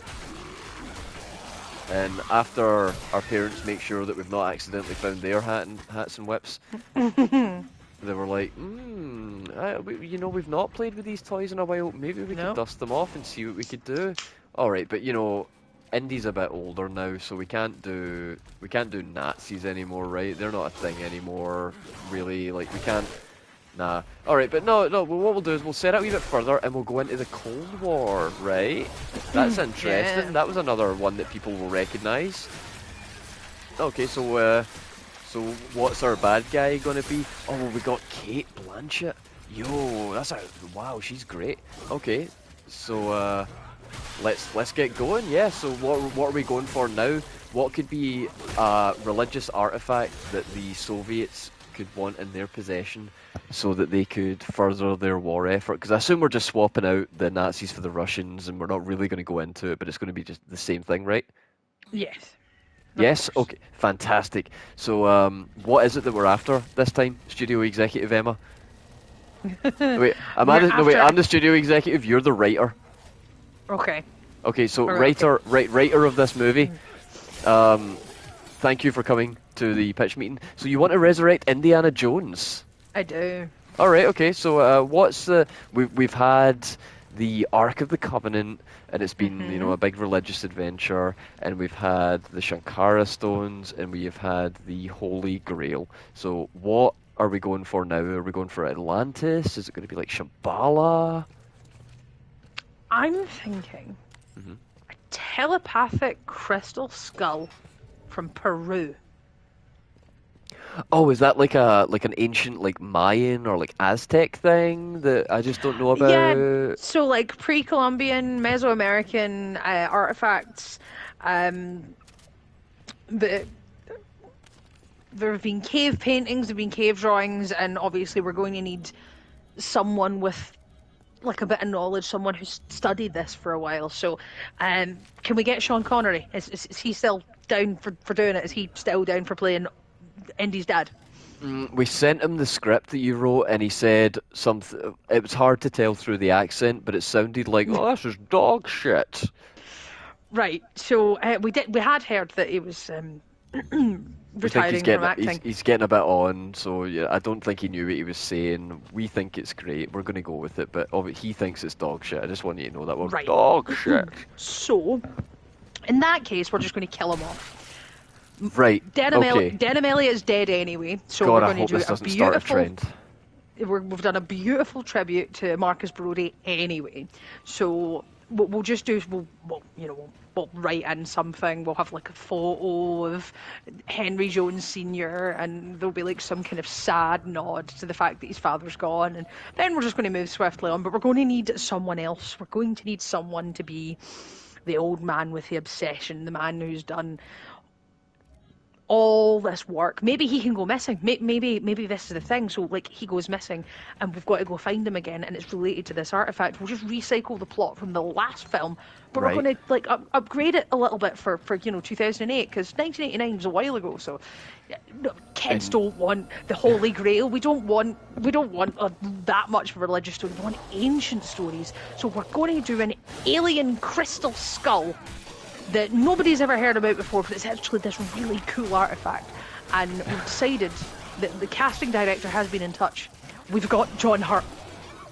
Yo, you got John Hurt. Sorry, the first thing, as you were saying all that, I was imagining J.J. Abrams outside the room with a notepad, and he was just going like, just make the same movie, but update it slightly. Yes! It's so true. That's where you got the idea. It was your pitch movie. You did it. You created Jar Jar Abrams. What have you unleashed on the world? Oh no. How terrible. Oh, that wasn't fair. You guys aren't being very nice about this. Alright, so enough of the preamble. We've got a dog shit Indiana Jones movie to get through. It's set in Russia, and instead of rehashing all the best parts of the series and understanding what made them great, we're going to rehash all the worst parts and completely whiff on what made them great and just actively make them worse. But before we do that, I'm going to go to the toilet for the first time in the stream. Look at me go. I'm almost a real boy. I'll be right back. Thanks. Not a problem. It's like being a child, really. So, yeah, I'll be right back. Not a bother. So we've actually made some pretty good progress. I don't know about anybody watching, but I am really enjoying just chilling out and talking about Indiana Jones because it's something I absolutely adore, even though the two we're about to get onto are insulting is probably the correct word, but it's still good to get angry about, and it's still better than Callisto Protocol.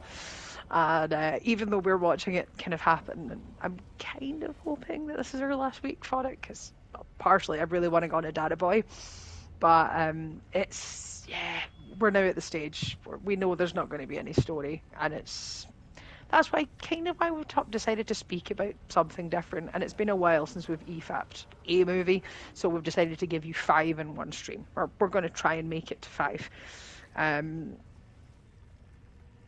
Crystal Skull was quite often it's the film I don't like to mention, nor does Zero, and now we have 2 of them, and we're going to hopefully get through Crystal Skull as quick as possible to get on to the absolute nonsense that is the Dial of Destiny. Ugh, Dial of Disappointment. We'll speedrun this one. The only real relevant things that we need to know from this one, apart from the kind of setup and what we're going for now, we've gone off of religious artifacts, we've gone off of knowledge, and we've started going into weird bullshit. Mm-hmm. That's the first for the series, not the last. Should have been. Yeah, because we've got, from what I can remember of Crystal Skull, Soviet agents, so this would have been Cold War, so like mid to late 50s, led by Kate Blanchett. So rather than Indy going after somebody kidnapped, he gets kidnapped, and they infiltrate Hangar 51 rather than Area 51 in Nevada. It resembles but is legally distinct from the thing that you know. Yes. The thing that you know. And they use Indiana to locate an alien corpse from the Roswell incident because, of course. Oh God, so many problems already. Yeah. But one of the things that I just wanted to highlight before we go any kind of further on is that Indy at this point in time in the movies, he is old, but he's not too old.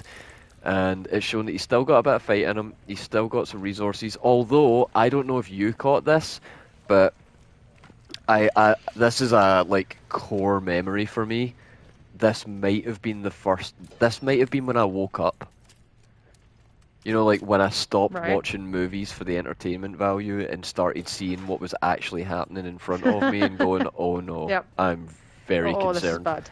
Yeah. So I totally know what you mean. This might be the origin of me waking up. I'm just realising this now as we're talking about it, but I specifically remember this because I went to see this movie in the cinema with my dad. As did I. Yep. And we were sitting there, and I remember specifically there is a moment in that movie where Indy is sitting in front of the interrogators in the Area 51, and he says "Library." Oh, And in the he first, does, doesn't he?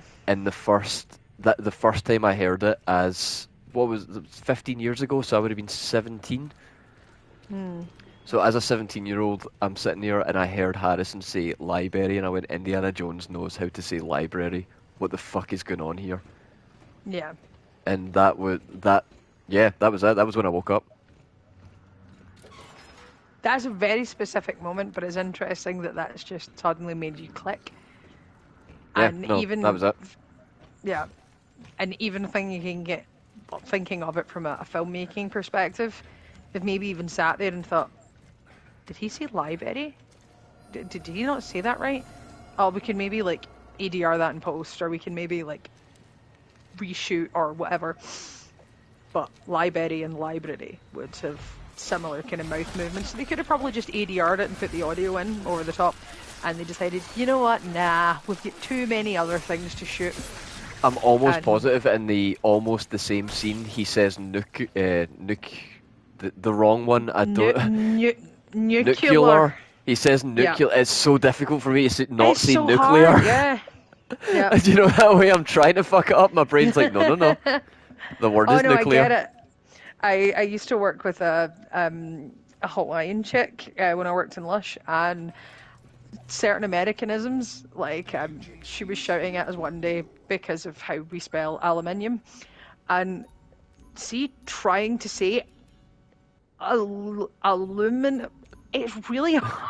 It's really hard to do it wrong. It reminds me of an old Billy Connolly bit. A rolling and rolling them. Oh He's trying to say God, he's trying to say a roll of linoleum. Just a a roll of rolling and linoleum. Yep. rolling them. It's fucking nuclear. No, no, no, but holy shit, I got a lot of money. Oh. I'm rich, bitch. Sick.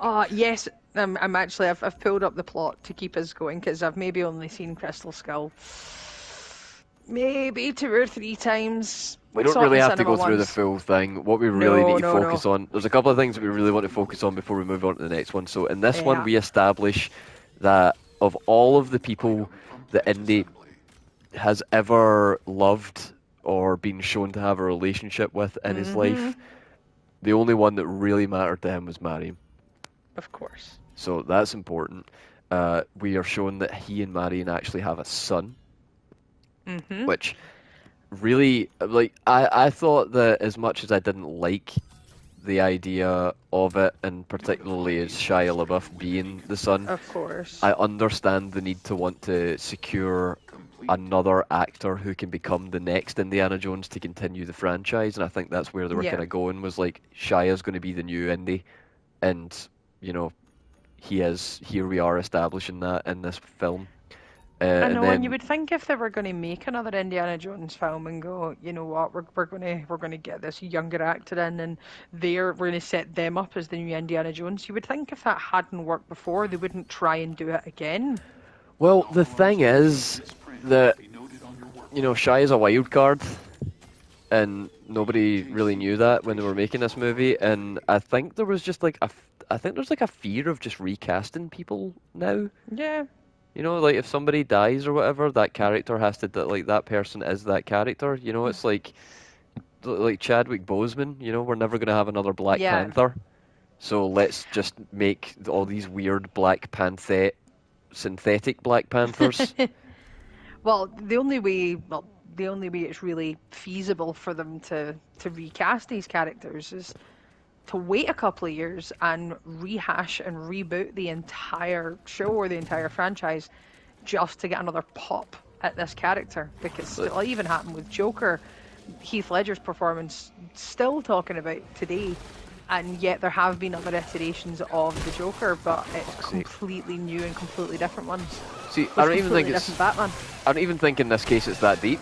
Like, I think we can completely ignore the like meta of it all, and if they just put another actor, like let's say they got Joseph Gordon-Levitt, right? And he was just dressed up in the biker jacket, and Indy called him Mutt, and he just turned around and went, "Did you get a haircut or something?" Anyway, Yeah, I think it would have that worked. I think we would all just take that. But with something like that, there would have had to be some kind of age progression, and rather than, especially with the fifth film that we're going to be talking about, they don't out and out say that his son's gone, but there's like allusions to it, and so rather than just coming out and being like, oh, like he's maybe gone, he's maybe not, and blah blah blah, Wait, what are you talking about? with his son, In the new movie? yeah. They specifically see tell some- you. They tell you what happened to him. Oh, so they do. It's really bad. We'll get to it. Yeah, we will. But no, yeah. So we find out he's got a son. That's a whole thing. It makes sense, I guess, but I'm not super happy about the casting. But whatever, you could have just recast him if you were planning on doing that. Yeah. Whatever. But anyway, he has a son. He's not so old that he's super past it, but he's getting quite old. So this really does Yeah, he's feel like the getting there. last chance, you know. And Should in have the been end, anyway. nothing is achieved. Nobody's any smarter No. or richer, or nobody's learned a valuable lesson. Nobody's a better person. Nobody can walk away with a good sense of morality that they've done the right thing and saved an entire village. We fuck around with aliens and make first contact, which Yep. is not given anywhere near the kind of acclaim that it should be given. Like we just confirmed aliens, guys. That would change the world, you know. It would. Like with that many witnesses of that high position, with presumably evidence. Like, Yeah. are you telling me that no meteorological survey equipment in that area picked up the seismic activity of a fucking alien spacecraft warping into our dimension and then warping shit away? Back out, yeah. Like, nothing picked that up. Satellites didn't pick it up. Seismic activity didn't pick it up. Nothing in the sky measuring, like, wind or whatever picked that up. Just nothing. Okay. We can't... Unless enough people were paid off. Nah, dog. You couldn't pay... China couldn't pay off enough people to keep that balloon under wraps. That is very true. A balloon. There's a goddamn alien spaceship that is warping into our atmosphere. That's being detected. If they could detect that fucking submarine detonating to a point where they could actually like pinpoint where the debris was, there is no shot there isn't something on Earth that's picked up that alien spacecraft. There would be people from all militaries all over the world. There would be guys with to know tinfoil. what was going on. There'd be nutters with tinfoil hats and a van going after it like it's fucking Twister. Yeah, that's very true. Oh, storm chasing.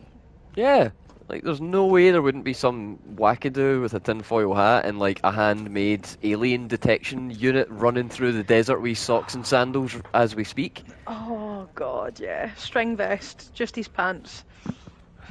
He was eating cereal Absolutely at the time caged. when the alert went off. He's still There's a got the couple of them spoon. stuck in his beard. Yeah. He's got the spoon in one hand and the detector in the other hand. He's going to use the spoon as a weapon in case things get too real. Or maybe as a peace offering, he's not too sure what these Maybe, aliens will be yeah. into. Yeah, that's true. Oh. I feel like we've just made a more interesting movie. Yeah, I know, right? I want to see what happens with that guy. And Indy comes across and just doesn't know what to make of him. And he's just like, "But what are you on about? No, there's these crystal skulls and the Russians are after them." But the guy's like, no. The aliens have their own frequency. Follow me. And he just points the spoon and follows ahead. And the guy proves to be infinitely more useful. Oh, another thing we should point out about Crystal Skull, I want to give this movie credit where it's due and praise where I can. We do get another exceptional performance in the film by an established actor who's really, really good at what he does, and that's always nice to have. Yes. I don't know the fucking guy's name, I just know him as the big Chancellor from V for Vendetta. Oh, John Hurt. John Hart. That's, yeah, we've already said that. Also, Mr. Ollivander from Harry Potter. Ah, shush. No. So, yeah, he's an gotta- actor like I absolutely grew up with in my childhood, and I totally know what you mean about giving credit where credit's due, because by the time John Hurt came on screen, I said we were in the cinema. I was really struggling with this film, and he came on screen, and before he'd even opened his mouth, I went, thank God. Someone that knows what they're doing. Maybe he'll save us. It's a really good cast when you think about it, because you get like Yeah. Kate Blanchett, you've got John Hurt, like Shia, I guess. You've got Shia, you've got Ray Winston as Mac. You've got what's his face? Slughorn from Harry Potter. Jim Broadbent. He's like the dean, who's like almost kind of the Marcus Brody stand-in. Now I'm so glad you brought that up, because that's something that I want to get onto before we move on to the actual movie that we're going to talk about tonight. The last thing that I wanted to say about Crystal Skull. Remember where we leave off? Okay, the Crystal Skull ends with Indy marrying Marion. Yes. Try saying that 10 times in this accent. Indy Marion. Oh God, yeah, no. Aye, he's marrying Marion. Indy's marrying Marion. Marion. So he marries Marion, and then Mutt goes to take the hat, and he's like, no, not quite there, son. Still got some life in me yet. Sequel baiting, my boy. And we're all like, oh, please no. And then we see him, like, he is joint dean of the university, I believe. Something like that, yeah. He's a very high position. He's been recognised for his. Anyway. He's basically been recognised for his lifetime of achievement, and everything is panned out perfectly. Like, happy ending. He's got his boy. He's got his bird. He's got his school. He's like the head honcho of the school now. You know, he's not going to have to sneak out his own office window anymore. Drawing a wee line under it. Drawing a wee line under him, and like, that's it, that's Indy finished. He's had his happily ever after. He's got his academia. He's got the woman of his dreams. Yep, he rode off into the sunset with his dad. Now he's walking out into the sunset with his missus and his boy. Like, we've seen it. We've seen the life cycle. That's Indy. He's done. He's complete. So, welcome to the year of our Lord 2023. We're back in the toy box. We've already broken the legs off all the Star Wars toys. They're fucked. They're covered in saliva. They've got legs missing. All the paint's chipped. They're just done. The Star Wars toys. We've changed. Yep, we've changed all the clothes on all the Disney toys and rehashed them and repackaged them 4,000 times. Yep. Simba's not even got a mane anymore. That's came clean off. No. The 7 dwarves. There's only 2 of them have made it through, and there's only fucking 1 leg between them. Like, it's a war zone out there. It's like Saving Private Ryan for toys. And we're going through the wreckage, right? It's like Sid from Toy Stories came in and he's just demolished all our toys. He's been putting fireworks on them and setting them off and melting them with a magnifying glass, and we're going through the carnage and we're like, oh please, there must be a toy in this box that isn't fucking broken yet. What can I do? Oh look, what's that in the distance? Is that... Oh yes, Indy's made it. They've not ripped the legs off him yet. What are we going to do? And then as soon as you pick up that toy, your evil big sister Kathleen Kennedy slithers into the room behind you, and she's just like, I'm going to put him in his pants. Oh. He's a loser. See that guy you like? He's a loser. His wife hates him.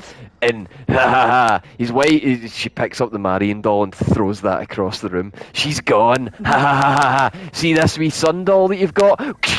Bites the heat off him. He's dead. See the school that you've spilt? The wee Lego school that you've sat up all night working on? You've just put the final touches on your wee Lego school, and she just fucking kicks it in. No more Lego school for you. Nobody's school's out, motherfucker. That's it, done. And then she gets the old Indy. She rips the trousers off him. She makes him old. She draws wee old man boobies on him. He's lines in his face, colours in his hair, so it's much more grey. Yeah, she's just going ham with it, and she's like, right, okay, you and me are going to make a new Indiana Jones story, right? I'll start. Okay, so Indy's a complete fucking loser. No, sorry. Why don't you start? Alright, it's your toy. I'll let you start. And you're like, okay, so, and you're tapping your fingers together doing the uwu. And you're like, okay, so Indy's like really cool.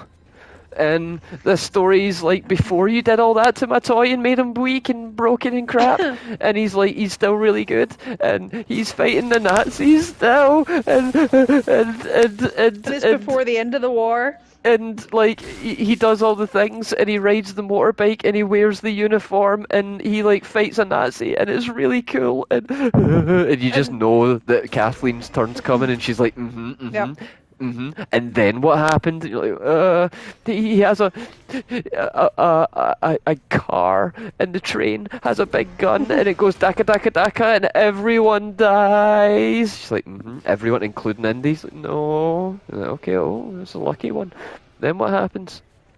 He's on a train, and it's going over a bridge, and we could blow up the bridge, but we're not going to blow up the bridge because that's what we would do in a situation in a war where the enemy artillery is going through on a train. A train, by the way, very exposed to overhead crafts, such as, like they are stuck to the track, and there's a bridge coming up, and destroying a bridge is like almost a trope at this point. So you would think that the Allies, I assume the British in this instance, because that's the ones that liberate the train after it, but you would think that they would have just planted explosives on the bridge and just either destroyed it before the train got there, waited until the train stopped, seized the train and captured the munitions, or they would have just detonated the bridge with the train on it to dispose of it all, so it couldn't be used either way. Anyway, that's not what we're doing here. So sorry, back to the Uwu story. So Indy's gonna be like on the train car, and he's gonna dress up like a German. It's like, okay, where did he get the uniform? A guy that was shot. So there's a bullet hole in the uniform, both sides. Yep. And does anybody see that? Not right away, no. No. Okay. And there's a spear, a spear head that's sitting in a box, and it's somehow shiny and magical, and Indy's going to go in and try and steal it and try and save it and liberate it. Because it belongs in a museum. Do you guys remember when we started on the boat and he was trying to get the Cross of Coronado from the guy, and it was like after all the flashback sequence, so it was like coming full circle, and he finally got the treasure. Remember that, guys? We're kind of doing that again, guys. We're going to do that again. Do you mind? Yeah. Okay, so anyway, Indy sees the Cross of Coronado in the box. I mean, sorry, the spear. So, the spear of Longinus. Yes, the spear of Long. So the lance of Long is in a box. And Indy's going to go for it. That's the MacGuffin for this one. True Indiana Jones fight. It's so weird, right? Because this movie actually starts with a different movie that is kind of like an Indiana Jones movie. It has all the hallmarks of it. It's totally soulless. It's got the feel. It's soulless, and Skinwalker Indy is actually quite good, to be honest, in certain ways. Really, really bad in other ways, but we'll get to that in a wee bit. But anyway, so we're going through the whole thing, and when we get to the bit where he finally meets up with our bad guy for the film, oh, what an exciting encounter we've got here. The events leading up to it are total dog shit as well. Honestly, I would love to go through it like scene by scene by scene and really EFAP it, but I feel like my brain would slide at my arse. Yep, just melt. Yeah, it would be the first thing that slid at my arse in 14 years, and like anything that might slide at my arse at this point, it would kill me. Yes. Oh, of course, because we've mentioned the Long Man. Spear of Long. Yeah, Zero has appeared in chat because it's one of his favourite things. Of course. So yes, the Lance of Long is in the box, and Indy's like, oh, I'm going to get it.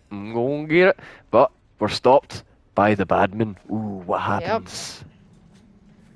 Well, of course, we just fight our way out of it. Oh, brilliant. We'll hold the hat up, we'll punch the guy. What's that fell out his pocket? What's that fell out his pocket? Yep. Remember in Raiders when he when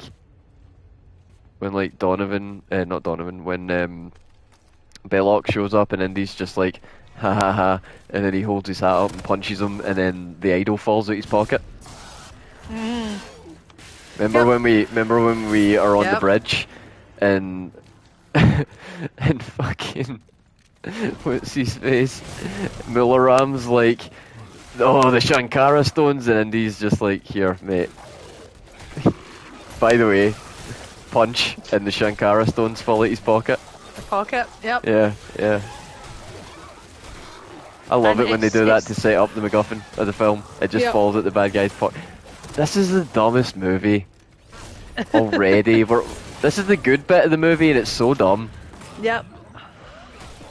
And while this is all going on, Indy's little friend Basil, played by Toby Jones, like, I deliberately tried to stay away from as much as I could about this film because I seen the cast. I was like, it's Indiana Jones. I was like, maybe they're gonna save it.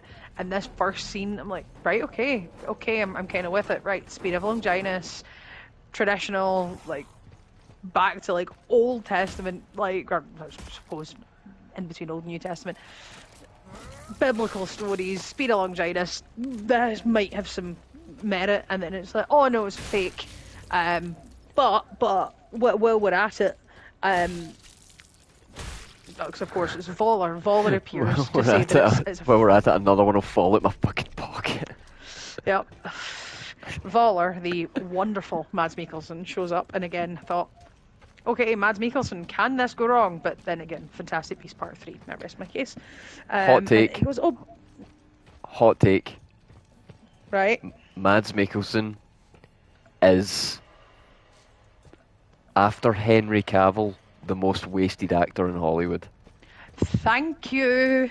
Like, the man is wonderful. He's like a classically trained dancer. He speaks a good few languages. He's a phenomenal actor, and he's so slept on.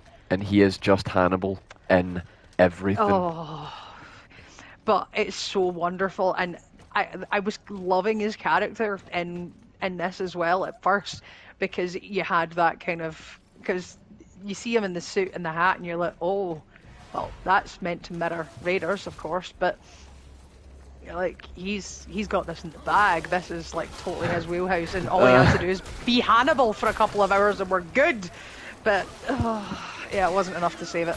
See when we're talking about, I think now is probably the point. See, talking about putting on the suit and putting on the costume and all that. Yeah. See when Indy gets the Nazi costume and he's like putting the jacket on. Yeah. Right, the CG, the de-aging technology that they've got. We are 7 years out from Grand Moff Tarkin in Rogue One, and it's only getting better. Like this is probably the least skinwalker I've seen so far. Even like prior to like Moff Tarkin in Rogue One, going back to Tron Legacy, and they de-aged Jeff Bridges, and quite a lot of they've got him in the game, and he's meant to look a little bit alien and a little bit computer generated, but even at the very start of the film, when you get a really young Flynn talking to his dad, and his dad's telling him a story, and then his dad leaves, and that's the last time he sees him, and it is this kind of creepy young version of Jeff Bridges that it's just not quite right. And do you remember? Oh, sorry, I had to cut you off there. I got Go excited. On. I was going to say, do you remember Skinwalker Arnold from the Terminator movie? Yes. Oh, and even like more recently, but only a couple of years ago, I think, 2018, 2019, we had Pirates 5, and you had a young Johnny Depp, and I had heard that it was happening, and I was genuinely scared. I thought, this could be terrible, and don't get me wrong, Pirates 5 was a travesty in comparison to the kind of earlier films, but seeing young Johnny Depp be young Jack Sparrow before Jack Sparrow got the name, that was insane, because I've seen Johnny Depp stuff from when he was really, really young. It's like the first film he was ever in, most people don't realise it's him, but he was in Nightmare on Elm Street, and he gets like sucked into a bed and all the blood gushes everywhere, and the AI kind of younger version of him, it looked so much like him, and it didn't look skinwalkery at all, and it's amazing how far we've come with that. Yeah, the technology's really getting on. It's crazy. So like Skinwalker Indy is probably the best Skinwalker I've ever seen. However, yeah, Right. there was a few bits. It still looked uncanny valley. There was a few bits, but what I was going to Yeah. say was, as much as they've been able to de-age his face, they have not been able in any capacity whatsoever to de-age his body language or his voice. So No, you've got, absolutely not. like you got a lot of nice stuff, other Yeah. people's stuff, and it's like he looks like a 40-year-old, 80-year-old, Yeah. or he sounds like a And 40-year-old, 80-year-old. the sad thing with that, and they could have, the only way they could probably have really done it is get somebody younger in, probably a voice actor, someone who could emulate a younger Indy's voice, and then use an AI voice modulator over the top using clips and samples from Indiana Jones from the original films. It's done quite a lot these days with AI, and of course, because it's sound, I'm geeky Yeah, about it. And stuff can be made. Like I've heard some insane covers on TikTok of like Freddie Mercury and Frank Sinatra like singing songs from like the current era, and it's a little bit was it an AI Frank Sinatra, or was it just Mark Tremonti again? Damn it, Mark! Stop pretending to Oh be him. God, I know it's wonderful though, and it's for a wonderful cause. Get Mark Hamill to do it. Yeah, Oh, no, that's actually a good shot. Although that's his Harrison impression, it's not necessarily his Indy impression. That's very the thing as true. well. Indiana Jones, it's a thing that isn't often discussed when we're talking about his character, but one of the things that really defines Indiana Jones is his facial movements. Yeah, very much so. Like, there's just something about the way Harrison Ford, when he was younger, would move his face, particularly in that role, right? He would Oh really yeah. exaggerate certain things. The best example I can give you off the top of my head is Temple All of Doom. systems They're in operational. that wee cave and the spikes are Mhm. coming down, and he looks through the wee hole to Willie and he says, "We are going to Going to die," and then he die. just Yep. gives that sad face, the really over exaggerated sad face. Like, you can't make old Harrison do that, and he's not going to No. by choice because he's turned into like the actual grumpy, bitter old man. Like, see, slightly later on, we'll get to this in the movie, but slightly later on, he gets that clock and he just throws it away to like the first homeless dude that Yeah. he sees. Like, that's something Harrison would do. That's not something Indy would do. No. But anyway, so Yeah. they've not de-aged the voice and they've not de-aged his body language. So there's plenty of times where he's like putting the jacket on, where he's like it's old man body language, where he's struggling to get it on, and like Mm. the voice. What's going on with these boxes? Are Yeah. they proximity boxes? Mm.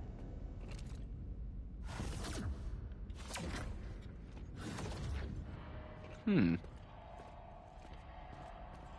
Hang on, I'm now amused more by the boxes than the movie. Uh, what, is there one over to? I thought there was one to the right as well. There is, but I'm on. Look, they go red when I aim at them too. Hmm. The fuck is this? Huh. That's so weird. Very odd. What is that? I wonder if it's like I need an item to open them or something.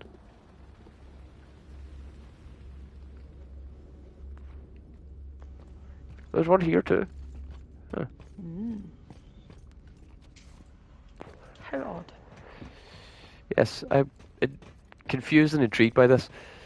Anyway, so old man body language. It's a super convincing look to the Skinwalker, but they've not got the like movement. That I think really And where the we're gonna have fine to motor get is skills. we're really gonna have to get to like I don't even know how they would do this unless you have a fully CG young Indy to account for all of that, and that's going to look Yeah. even worse. At this point, you're basically just like getting a younger actor to do the body movements and then Yep. slapping his old face on it, but that's not going to be the same body language either. No. Unless you get someone who who like copies it, and there are people out there who could probably do it. And again, you can use computer modeling software to get these kind of finer movements, but whether a human could replicate that accurately and all the time would be another story. And they're gonna need to come a long way into being able to, I don't know, like how they do motion capture for games. If they could find a way to map those markers, like this is some deep fucking computer Bruh. graphics thinking. But you could do it. It would be difficult though. I don't know. As soon as you said that, the first thing I thought of was, have you seen the game Forspoken? Seen it, yeah, I've not played it. Right. Do you know the character Auden Keen? Yes. Have you actually looked up what the actress for Auden, like the motion capture actress for that character, looks like? I'll have a look. They done her so dirty. You have Forsaken, but you haven't played it yet. I recommend keeping it that way unless you want to have a really, really bad Oh time. wow. Yeah, they done her dirty. They did do her dirty, big time. Like, she is gorgeous, but that model, that character model in the game is a jump scare every time she shows up. Yeah, that's terrifying. Oh, which way's progress? Which way's loot? But yes, getting us back on the indie train. We are back in 1944 or thereabouts, and looking at the speed of Longinus, turns out it's a fake, but Voller's like, but don't worry, there's this other crazy ancient artifact In my pocket. that I've found half of in my pocket. The Antikythera, the Archimedes dial. Yeah, now that is a real thing. It is. So we are trying to once again revert to tying things into existing things instead of making up crystal bullshit, which I appreciate. But it is a little different from what they think it should have been. So the mechanism that they found, the real one, they think it's part of a hand-powered orrery. So like a mechanical model of the solar system. You would turn the crank and the planets would move. Absolutely genius little thing.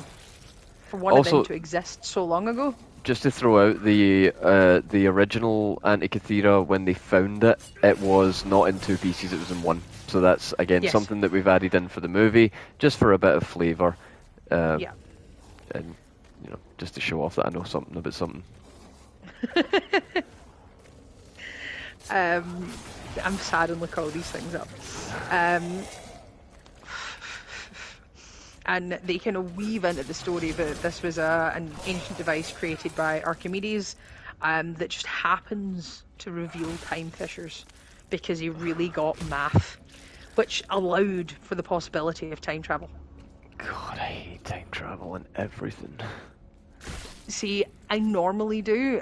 Scott and I have recently watched it's a new Netflix series called Bodies, and the time travel in it's pretty straightforward. It's a continuous loop. It's the it always has happened kind of feeling of time travel stories, and it works. And it's essentially a dead body appears, the exact same dead body with the exact same things done to it, in 4 separate timelines, and it's 4 separate detectives that all go to this same lane in London, find this body, and there's this insane story that kind of wraps itself around it, and it's really well done.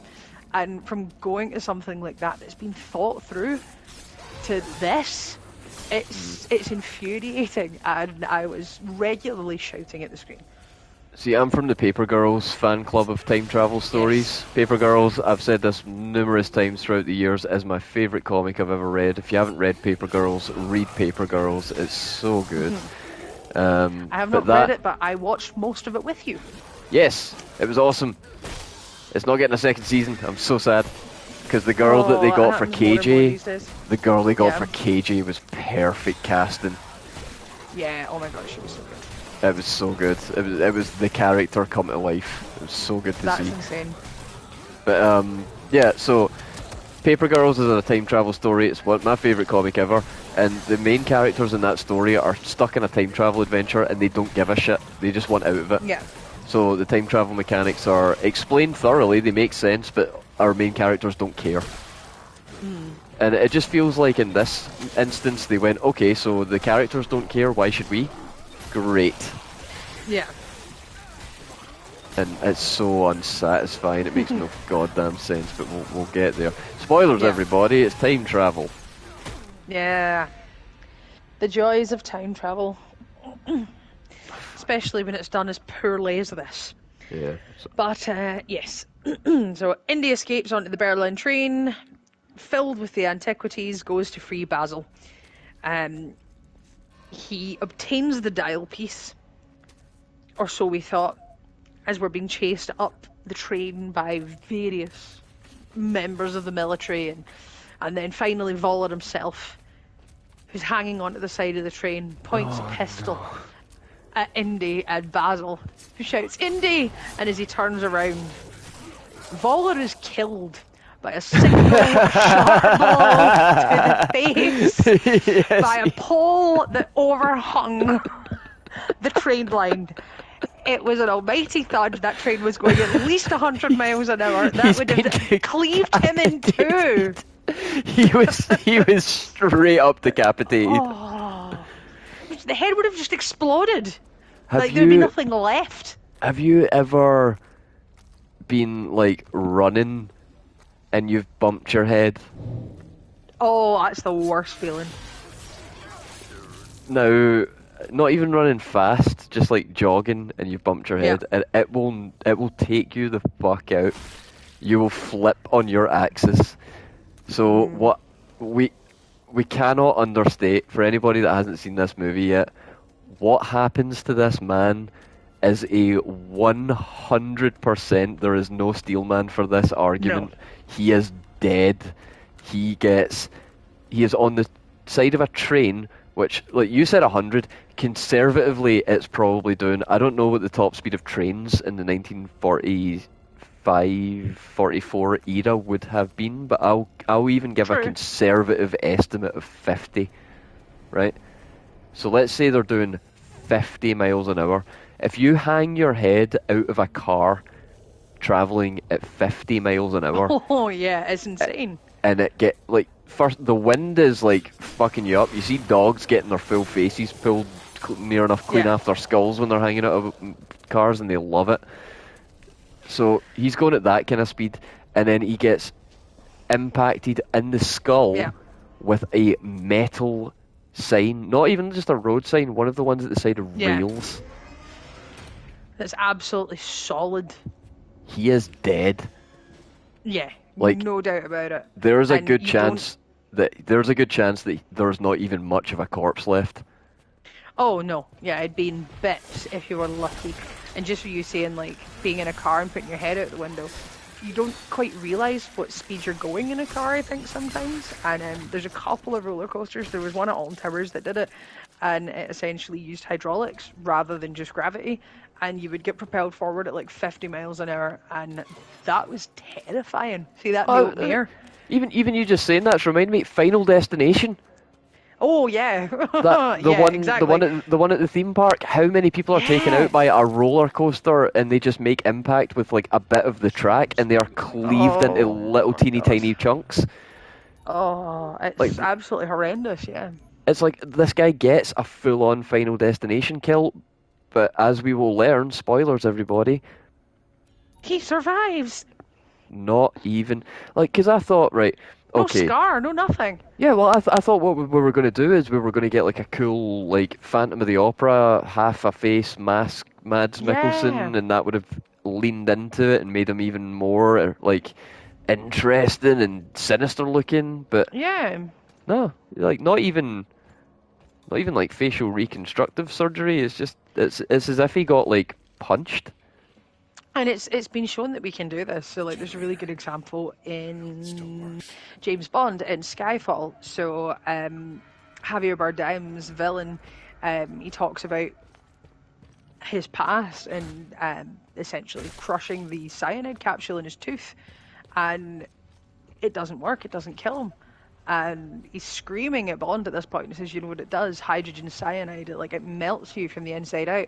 And he pulls a plate out from inside his mouth, and you see the whole face collapse in. And so they could have done something like that, and it would have been insane. Especially because it was the 1940s, they probably wouldn't have had technology like that to create a plate. So it would have just been like a mask or something uber dramatic, and it would have worked so much better. Well, even when we get to the 60s, where the Yeah. bulk of the movie takes place, there's so many he should have had a prosthetic face. Oh yeah. It's insane the impact that he takes. We'll try and not dwell on it for too much No, longer, but 'cause Jesus it's- Christ, he's dead. Yeah. He's hella dead. Yeah. And it's almost like it's quite hard to tell what's going on top of the train. So they're wrestling and they've got the dial, but they don't have the dial, and then they do have it. And then Voller gets killed, and then all of a sudden the train's falling apart, and they basically need to jump into the water, and it's over in Well, hang on. seconds. I've just remembered that we have actually missed a small detail that I wanted to point out as Uh-huh. well. When Voller comes for Indy originally on the top of the train, Yeah. he's not wielding the pistol right away. Nope. That's not his first choice. He decides to use the pistol after he goes for him with the Lance of Long, Yeah. which, weird choice. You have a pistol. Yeah, but I suppose if he's figured out that it's fake at this point, then Well, no, what No. does that enter into? He's going after Indy, who's got the Dial of Destiny. He has a pistol. Why would he not just immediately take the pistol and shoot him instead of going after him with a fucking spear? Oh, so this is the Harry Potter. Why are they using wands when they could use knives argument? I see. I see Yeah, what you why mean. is he using a spear when he's got a gun? Yeah, that's a very good point. You're a Nazi? Terrible. Not a very good Trained. one. Yeah. Well, as we will learn later on, he is the ultimate one given his plans. Oh, fuck. Aye, right, anyway. So 25 years later, in 1969, an elderly Indy is retiring from This his is- job as a This is professor Big Sister in New York Kathleen. City. Big Sister Kathleen's just pushed you to the side, but my turn with the toys. Yep. Right, okay, Kathleen, So he's what's an old happening? man. He's dragging himself round the flat, and there's noise, and he's just grumpy, and he's old. He's in his And he goes to- pants. Yep, he's in his pants. He and does he goes that, and he shouts at some the old man thing. youngins. You kids! No, not on work days, and it is a work day. Like, no, have you seen what's happening? And it was like Monday or something Monday. It said Monday. It's obviously 1969 space race, and his wife has left him. His son's killed in the Vietnam War, and And we're going to give that more attention than the movie does, by the way. yes, As far as the movie is concerned, that's it. You find that out, and Yeah, that is supposed to single line. explain. So I figure that the timeline of events here is he dies, Indy and Marion break up. Indy therefore gets depressed, and that's how he ends up in a shithole house, working in a shithole school. It's really hard without the movie telling me to figure out how Indiana Jones got here. yeah, Because, I don't know, man. We'll find out in the next scene. But Indy feels like he doesn't actually care about his job anymore. He feels like he's kind of given See. up on everything. But I don't know. I feel like a man like Indy, if he was really depressed, he seems like the kind of guy that would throw himself into his work. oh yeah, completely. And it was something that Scott and I, just as we were watching it at first, because obviously we had that little mention of time travel, we were like, maybe something's happened in the past. They've got the Antikythera, the Nazis, they've got it working. Something's changed, and this is why Indy isn't our hero. This is why Indy's a washed-up old school professor.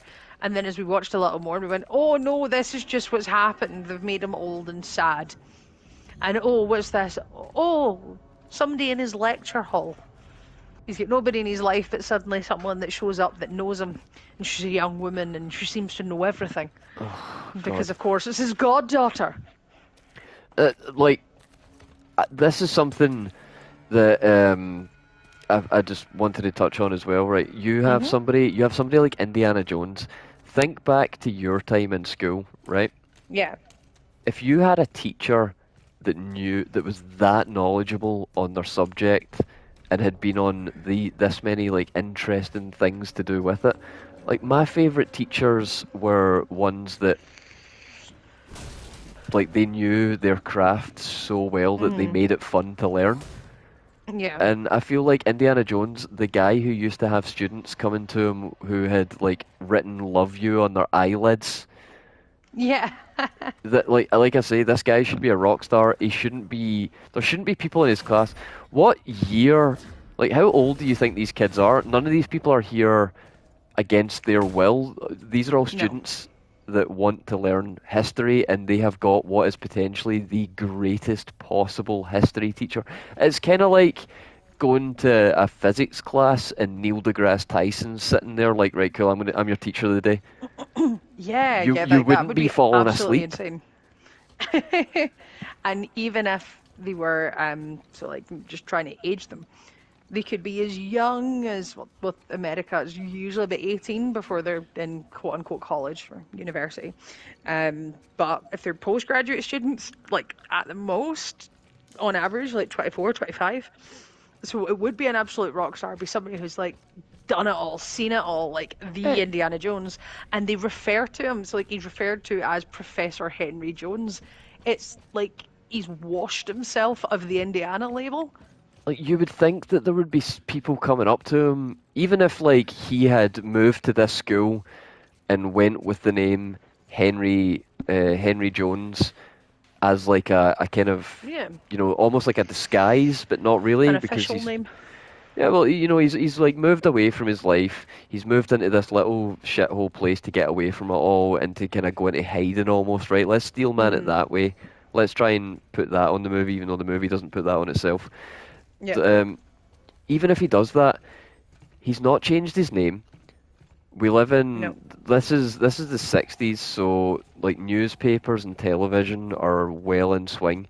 There would have been stories being passed out about the guy that found the Ark of the Covenant, even if they kept that a secret. Maybe, Yeah. right, maybe not. They kept that a secret, so let's forget that. Nobody knows about the Shankara stones.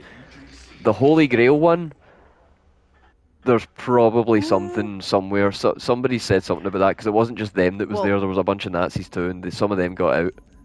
the Ark of the Covenant specifically, that could be the one because it was brought back to the university and it was eventually went into storage and it was kept safe.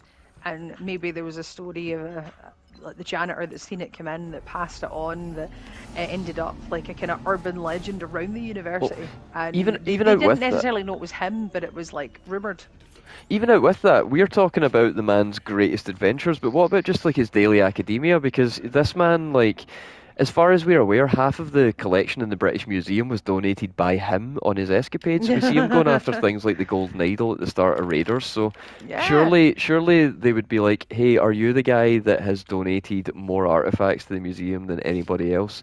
You're the guy that did all these archaeological digs. Like his digs and his exploits would have been well documented, even if some of them were redacted for like government reasons. Yeah. So again, it would be like it's like going into school and you're going into music class and they're like, right, kids, today we're going to have a guest lecturer. His name's Slash.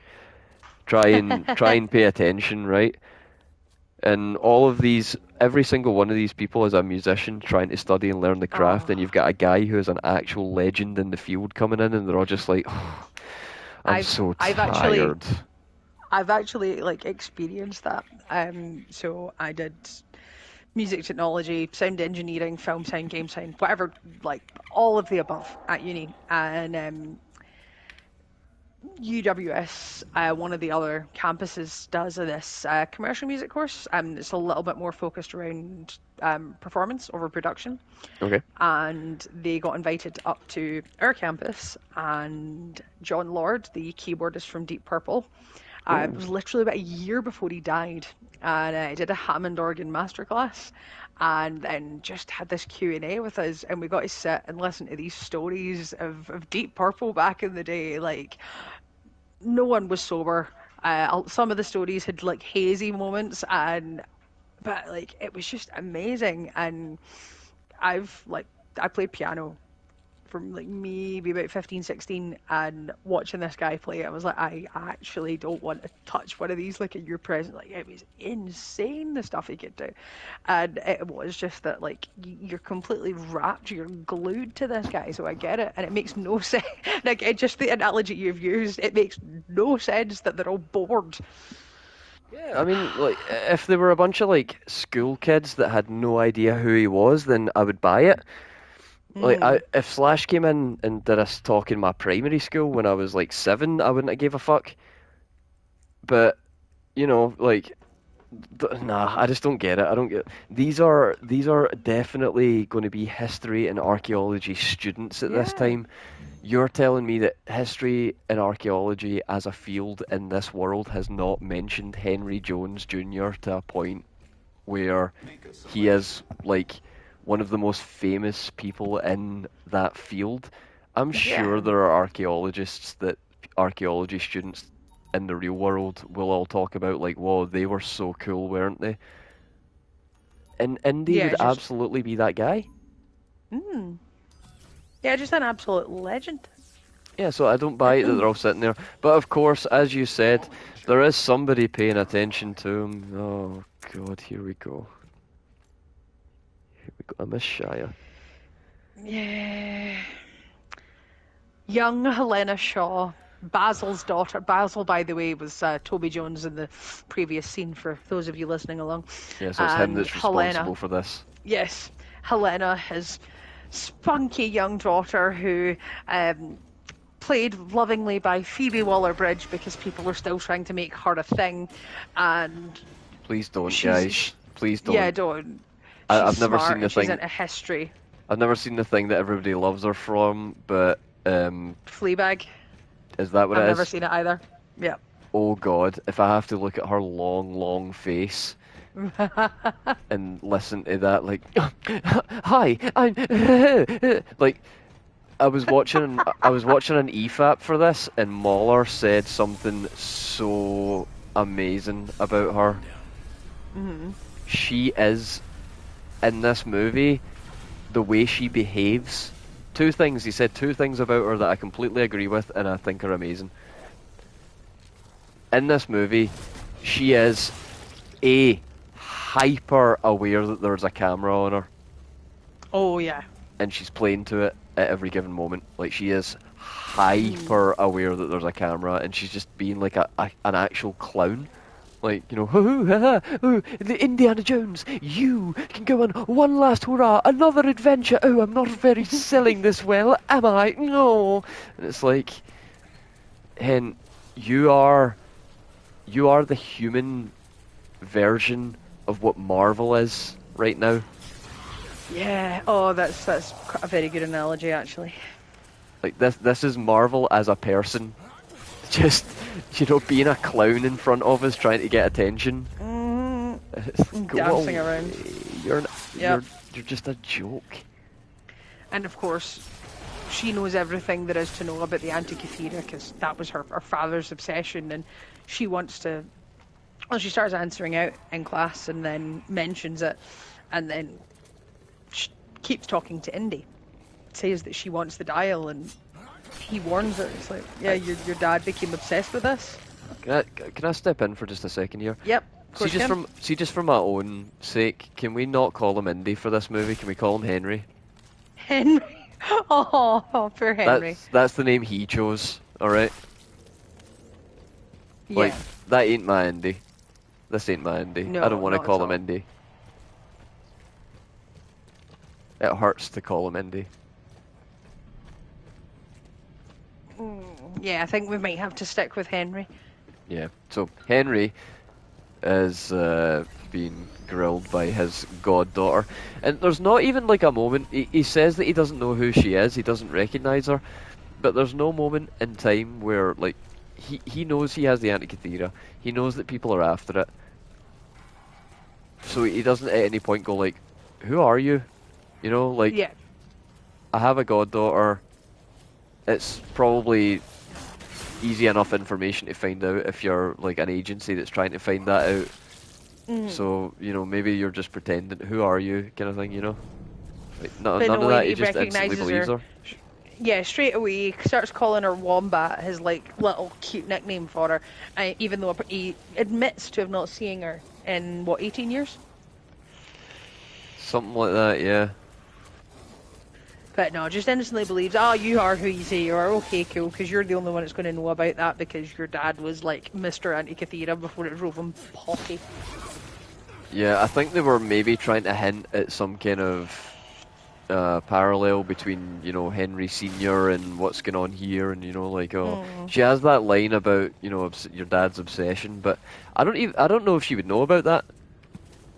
No, well, we do get the little flashback sequence of Indy hurriedly leaving after, sorry, Henry hurriedly leaving after Basil's like just absolutely like begged him and like, if you're taking this, you have to destroy it. You know what has to be done. And we don't know how much of that she hears, but then when we see Indy run out, he comes along a corridor and then down a flight of stairs and she's there. So how much could she realistically have heard? And would she know what the Antikythera was, even if she's seen it in Henry's hand? Yeah, because we have to assume that by this timeline, like, none of the research and anything that's gone into the Antikythera in the real world's happened in this universe, because Henry's got it. Indy had it and then he turned into Henry and now he's still got it. Yes. And of course, because this random chick's turned up and been like, yeah, hi, I'm your long-lost goddaughter and I know about the Antikythera and I want to study it. And he's like, okay. And they just head down to the college archives so they can pick it up. Because that's where he's, like, hid it. I mean, I guess... again, like, there are agencies that are after this thing, and I feel like they would have probably monitored his house and his workplace, unless he has disappeared and gone off the grid. But again, like, that's not possible because he's using his real name. Yep. In a profession that he's known to be a part of. And they would know he'd previously been a professor, so that would be the first place they'd look. So, it seems like they're making very, very big leaps here, and it's just, Indiana Jones is just lucky. He's got the lucky feet, and he's just going to sail through all this. Nobody's actually going to realise who he is, because he's an old, boring old man now, and that's all we know about him. That's his entire personality. So he's not a threat. He's never going to have this artifact. Yep, he hid it in the library. In the library. And so when they go down to get the dial, of course, Voller's accomplices decide to come down to try and get it off them. And Voller, who's now working for NASA as Dr. Schmidt, with the help of the CIA. I can hear you. I'm heading to the car. And where are we? I'm reading from the plot now because I blocked a lot of this out through sheer hatred and spite. Helena, revealed as an antiquities smuggler, decides to, grabs the dial, legs it, and decides to go and auction it in the black market. Oh, God. We're supposed to like her, and already Yeah. she's doing things that are inherently against the values of the film. Yeah, and against like what Indy would stand for, and I don't know if this is meant to show this, like, because you've not been in her life for like this amount of time, she's like learned to be the criminal kind of thing. You're not her dad. You had your own child and he died. You're not her Yep. dad. I think this is what it's meant to be, though. Like, long time friend, godfather to his daughter, and he's gone, and you've lost your kid, and Do you have godparents? I do. Do you speak to them? Let's say yes. That's probably the easiest explanation. The family. Okay, I've got a godmother. I wouldn't recognise her. Yeah. Like, my understanding of that whole thing is that it is basically like a promise that if you die, your pal will look after your Wayne for you. Yeah, pretty much. Yeah, so like there's no reason God's parent is not a position, it's not an uncle, it's not somebody that is a direct descendant that's held to the same values of keeping in touch with family members as like an actual blood relative. It's Oh no, perfectly fine not to at all. believe that Indy has never fucking seen this chick, and for her to come in and Yeah. be like, you should have been my dad after my dad stopped being my dad, it's a bit weird, really. It is a bit weird and it's very antiquated, especially for us these days, because the whole idea of godparents, it's not really something it's something that's became more of a tradition, really, than something that's actually followed through with. Um, Obviously, it's a religious thing, and I have godparents because I was brought up in the religion of Roman Ooh. Catholicism, and Too close. it seems weird and antiquated to me. Like for me, it's like my aunt and my grandfather. I think, because some of my siblings, it's like my aunt and one of my uncles. So I can't keep track because even my youngest sister's Right, so christening was like over 20 years ago. you guys have kept it in the family then, so I guess I've actually don't know if I've heard of that. That seems weird to me. I always thought it was just like somebody that wasn't related, and the assumption was if your immediate family and all of your other family died, then it was on them. It can be. Like I know my aunt's kids. Her best friend was godmother to all her kids. So I think it depends on the person. My mum went with. It's funny because my godmother and one of my aunts, who I'm not actually speaking to at the moment, so it's funny. But I think it is more of a Catholic thing. But it just seems that because it had been the done thing for so long, it's became part of the norm, and it's why I guess they use it as narrative in stories. Because I mean, look at Harry Potter. You've got Harry Potter's godfather. There is no mention of any religion. There's no mentioned like church going or anything like that when Harry's growing up with the Dursleys. It's very religion neutral. And then all of a sudden, book 3, Harry's got a godfather.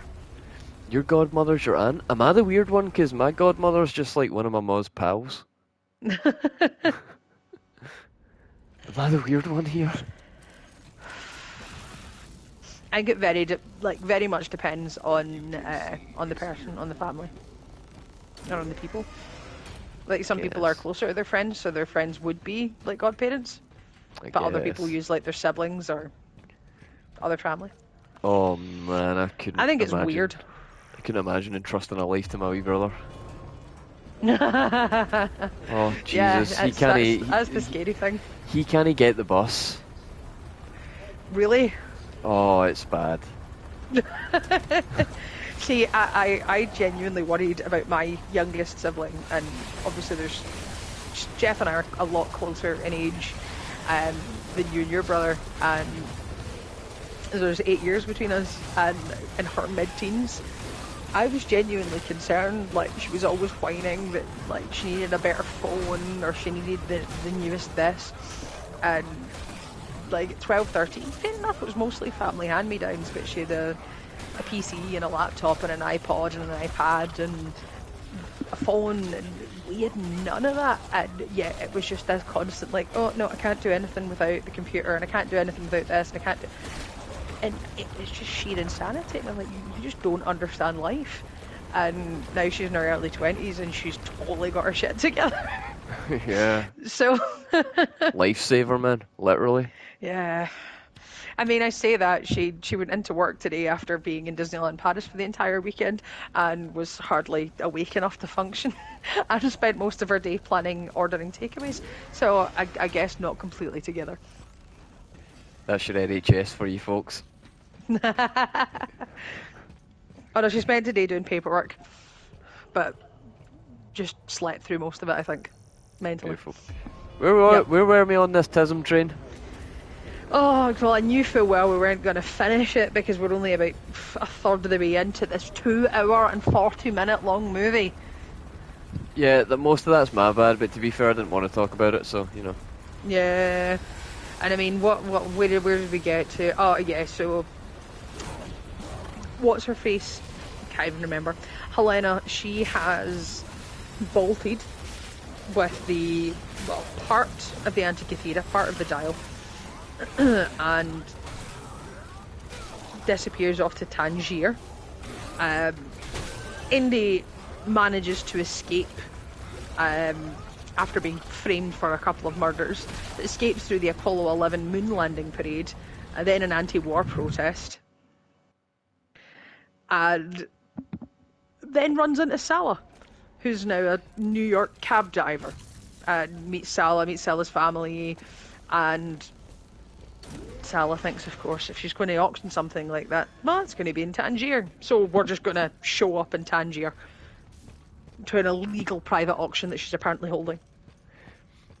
Now, when he was like the man in Egypt, it made total sense that he was along for the ride because, like, he knows the area better than anybody. Oh yeah, completely. It's just his thing. Yeah, he's definitely just here for the cameo, and like I'm cool with it. If I was going to see any of the indie side characters again, then he's definitely in the top 3.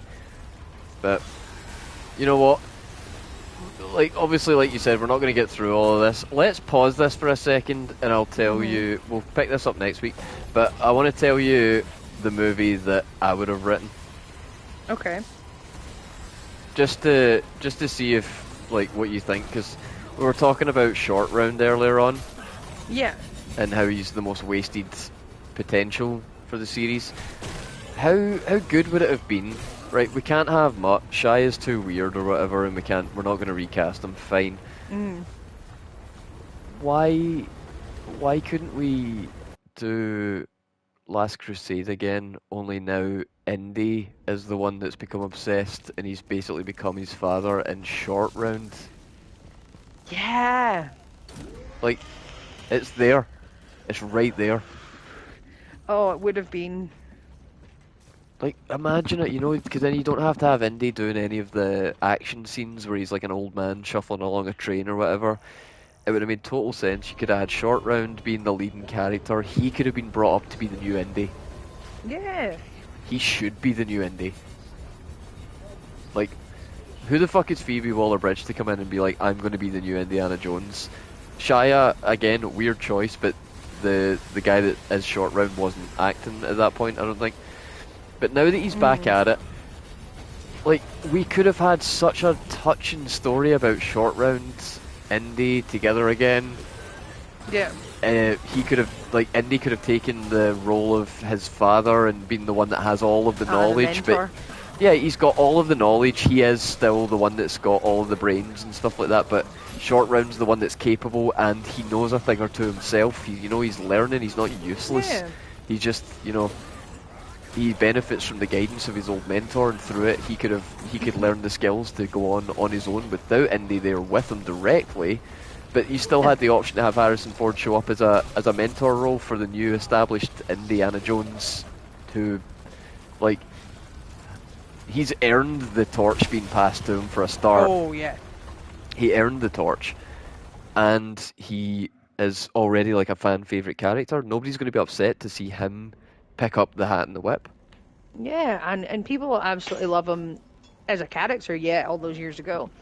But they love him as an actor, and even seeing him on like red carpets and things in like the last like year or two, people have been absolutely loving it. He's just such a sweet and endearing human being. Even he was asked about meeting Harrison Ford at one of these big award shows or whatever, and he was like, like my friend told me he'd be at the green room, and so I ran up to the green room, and I was about to open the door, and he was stood there, just talking to somebody, talking to another actress, and he said before I could even open my mouth, he just looked at me and just went, Short Round, and he says, I screamed, Dr. Jones, and just ran at him, and we hugged, and it was just the cutest, sweetest thing, and just because goddamn adorable, and because that relationship's already established, it would have worked so well.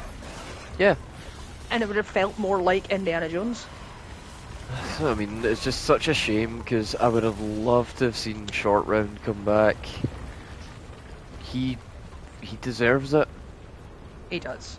So every time I see Phoebe Waller-Bridge just you know, acting like a little clown human, you know, honking her fucking nose and tapping her clown shoes together on the screen. I was like, oh, fuck off, Phoebe.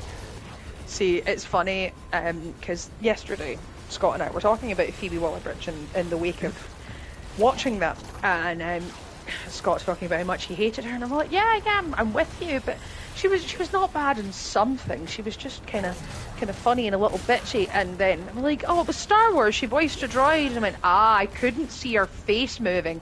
That's why I liked it. Does not help anything. No, I know. I'm sorry, Phoebe. I'm sure you're lovely. Actually, I've seen you in interviews. You're not. You're an arsehole. But, No. you know, you shouldn't shame anybody for their appearance, even if it is absolutely Frightening. bizarre. Yep.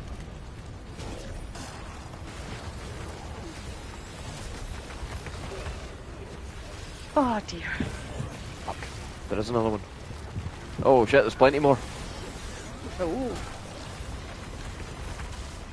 And I ain't got no bullets! Ah, shit. Oh no, we're in trouble. It's fine, I just need to change. Oh shit, I just need to change my gun. That's not what I wanted to do, I pressed the wrong button. Yeesh. Yeah, that's what I would have done. I would have put short round in the movie. I would have had it, even have Indiana Jones be captured for like Yeah. half the movie, so Harrison doesn't have to do that much even. That's what I mean. We would definitely write a better movie. Because it was so contrived, and they tried to do so much. And something Scott mentioned just before we were watching it, we actually paused the opening credits, and Scott was like, "Oh, I hope they don't Raiders us." I'm like, oh, what do you mean? Like, oh, well, you know, like Raiders is technically not like the plot's not changed with Indy being in it. And I'm like, yeah, but it's Indy, and like we're into this big conversation. Oh yeah, but they wouldn't really do that to us again, would they? And they did. That's also not true. Oh no? If Indy wasn't at Marion's bar, they would have got the headpiece. They would have got the Staff of Ra, they would have got the correct measurements, they would have taken it to the map room, they would have gotten the right dig spot, and they would have found the map. They would have found the Ark without any bullshit. Sure enough, they would have melted themselves, but there wouldn't have been anybody. Like, Indy's the one. Surely we can all agree that after the events of the movie, Indy's probably the one that moved, or at least showed people where the Ark was to move it. Otherwise, it would have just been another Nazi squad that were checking in on the other Nazi squad to go like, where the fuck are they? They would have found them and they would have gone, here, this box. Like, what are they going to do? Are we just stuck in an infinite loop now where Nazis are going to the dig site, finding the other corpses, opening the box and melting on top of the already melted people? I mean, that does make me feel slightly better, because somebody saying that about Raiders, it upset me greatly. And it doesn't upset me as much about Dial of Destiny, because Dial of Destiny is terrible. But yeah, it kind of stung a bit for Raiders, because Raiders is such a good film. But that makes me feel slightly better, but I'm sure I'll find a way to unpick it, because I've never found a way before. Well, I've never really tried to refute the argument that it's the same movie without them, so that was just off the top of my head. Give me like 10 minutes, I'll come up with something. But no, like, who would have told them where the Ark was to get out of there? Alright, so let's just... Well, unless... Okay, just spitballing here.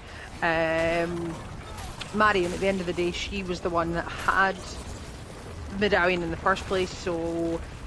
Because Indy wasn't there, and rather than kidnapping her when they do kidnap her, take her hostage, they just kidnap her then and there.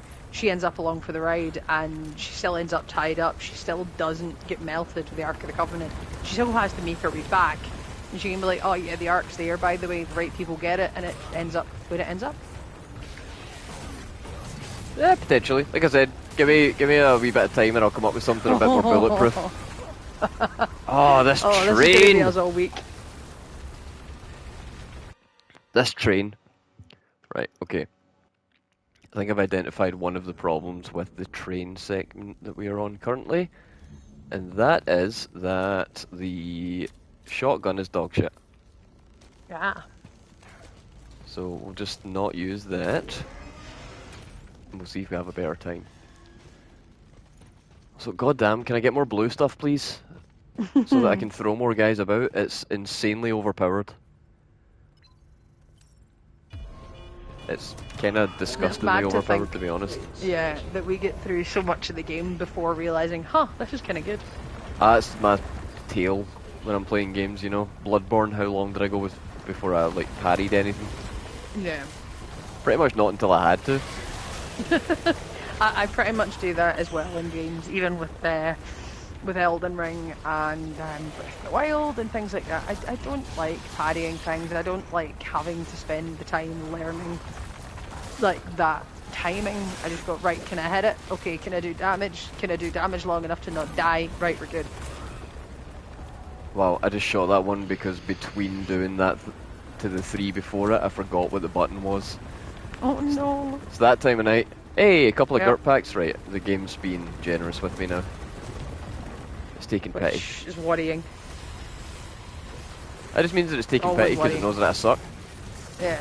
But normally when it starts giving you loads of stuff, you know you're either getting a boss or it's going to get really difficult for a couple of minutes. Oh, shit. Yeah, I think this is some kind of gauntlet. I got a bunch of batteries, he just didn't take them. So I guess I'm going to have to do some quick menuing, but it's fine. I'll give this one more try, and if I don't get it, then this is how we start the next one, with a brick wall that I can bash my face through, where we bash face on the brick wall that is this alleged story we're picking apart. Yeah, so far, so disappointed with the effort, or lack thereof.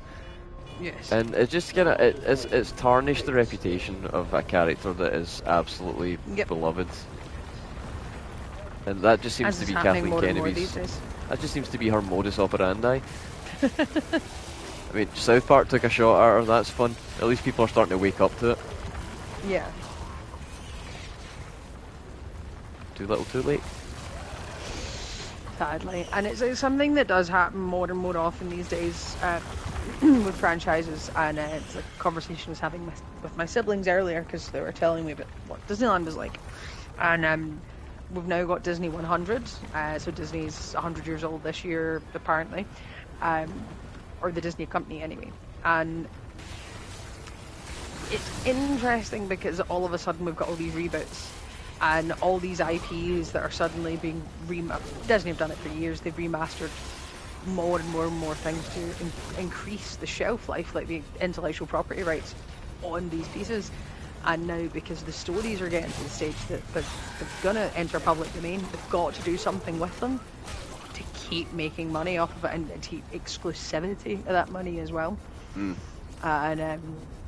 Yeah, it's well, this is how we're getting so many terrible Disney live action remakes, and it's why Dog they're being shit, panned boys. so hard. It's dog shit. Hey. Get in my gurp. Ah, fucking useless gurp.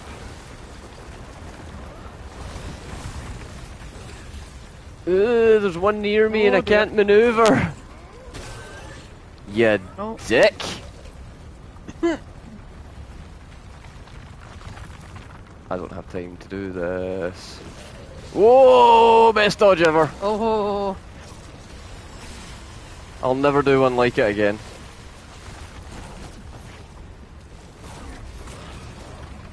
Oh, you son of a bitch.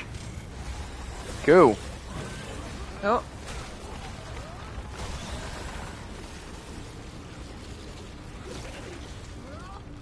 Oh, let's not fuck this up now, boys.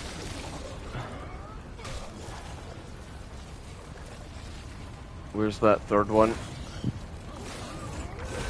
Fuck. Ah, he triple tapped me.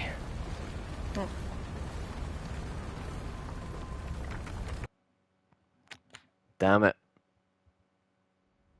you were close though. Yeah. Should I try it again or no? What do you reckon? Ah, you might get it next time. Nah, mate. One more run. Right. God, it's just turned into a roguelite. What's in the box this time? Find out. Okay, concentrate, bob and weave, heal when necessary. Float like a float box, sting like an automatic stinging machine. Heal.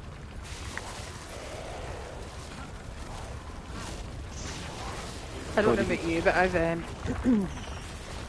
I've quite enjoyed our little EFAP this evening.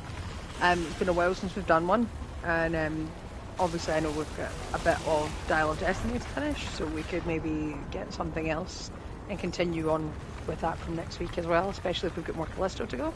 Well, we've got a request for Mallrats, and obviously Yes. Advent Children is something that we will have to endure at some point. I'm so excited for that. Love how you say endure. Yeah, I'm concerned for it because I'm probably going to end up liking this more now.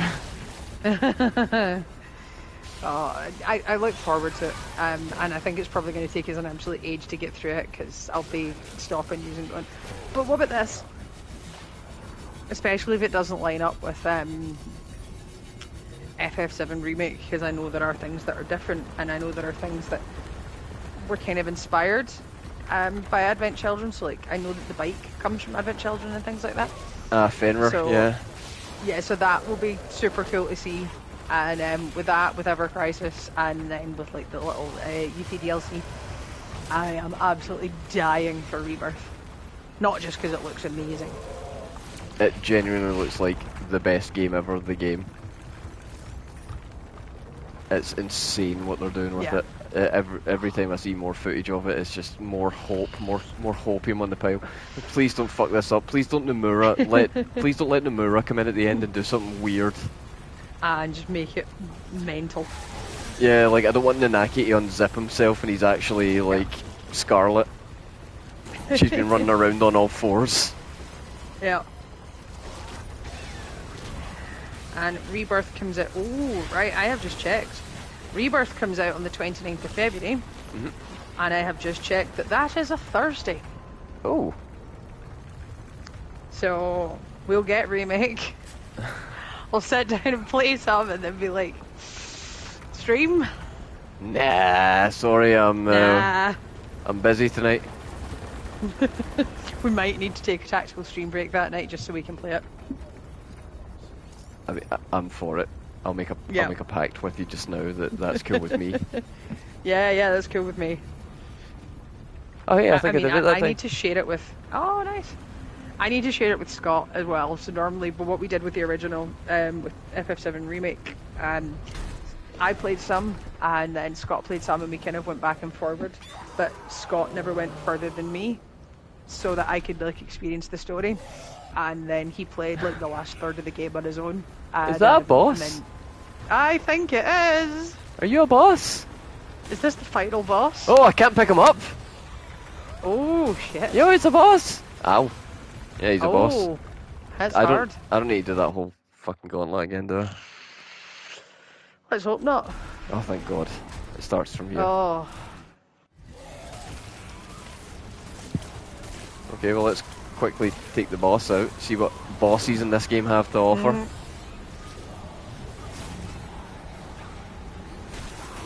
Oh, he's so big that when he moves, he goes out of counter range. That's bizarre. Alright, well, I can't GURP him. So I'm gonna have to beat him the old-fashioned way. To death!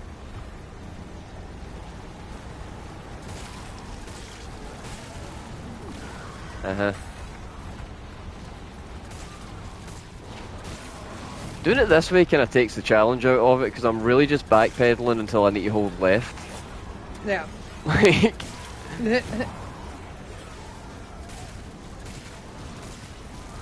Wow, this is shameful. It is pretty bad.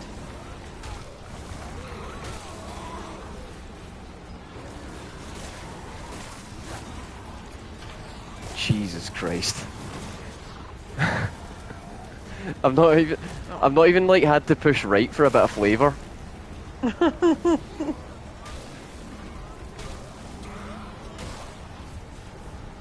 Wow. I'm blown away. Oh my god. I don't want to spoil anything, but Game of the Year is looking pretty easy for me. Oh man. This is kind of sad. Yeah. Oh, Jesus. Oh.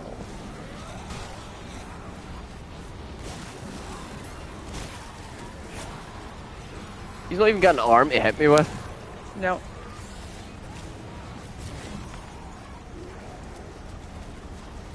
Can you reload? Thank you.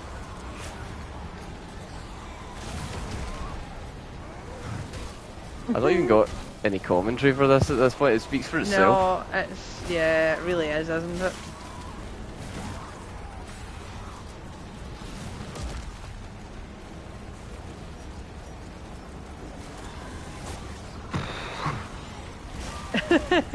Yeah, there's going through the motions, and then there's this. This is not a good advert. It is not.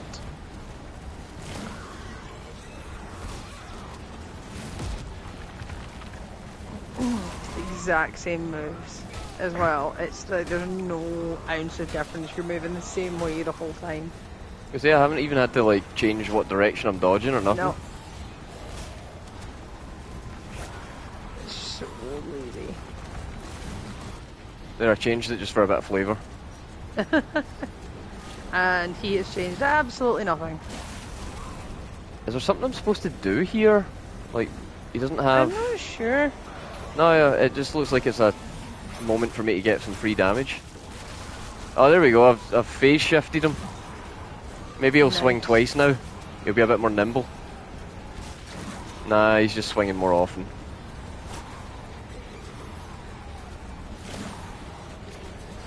And I just keep on holding left. Yep.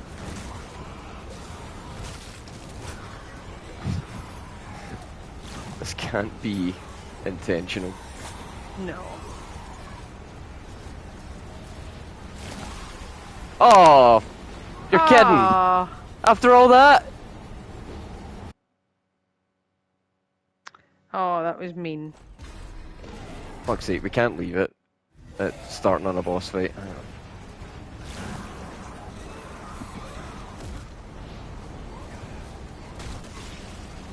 Wow, okay, I guess you can't just run in and melee him. Apparently not.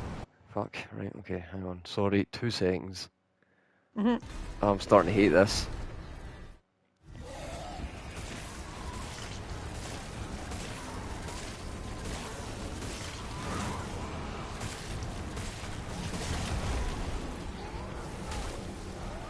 Two, 3, 4, 5.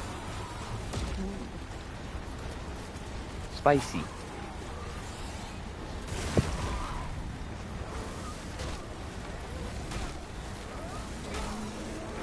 Have I just found a speedrun strat? Hang on, I want to test I something. think you might have. How many bullets does it take after I do that to down him again? Wow, okay.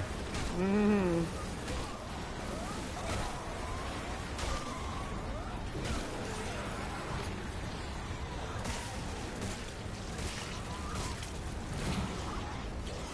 One more? Yep, it's only 5. Oh my god. 4, 5. Dodge. Reload. Dodge. 1. Oh, 1 to the head. 3, Oh. 4, 5.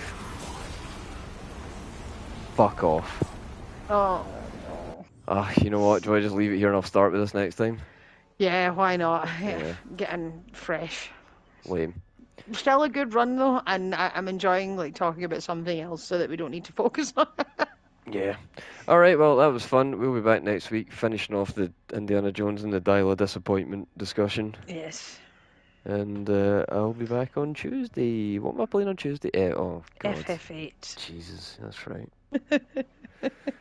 Awesome. It's not all that bad, is it? That's pretty bad. Trust me, little boy. It is not an enjoyable experience. I've been enjoying it so far. I'm glad someone is. Right, I'm out of here. Peace.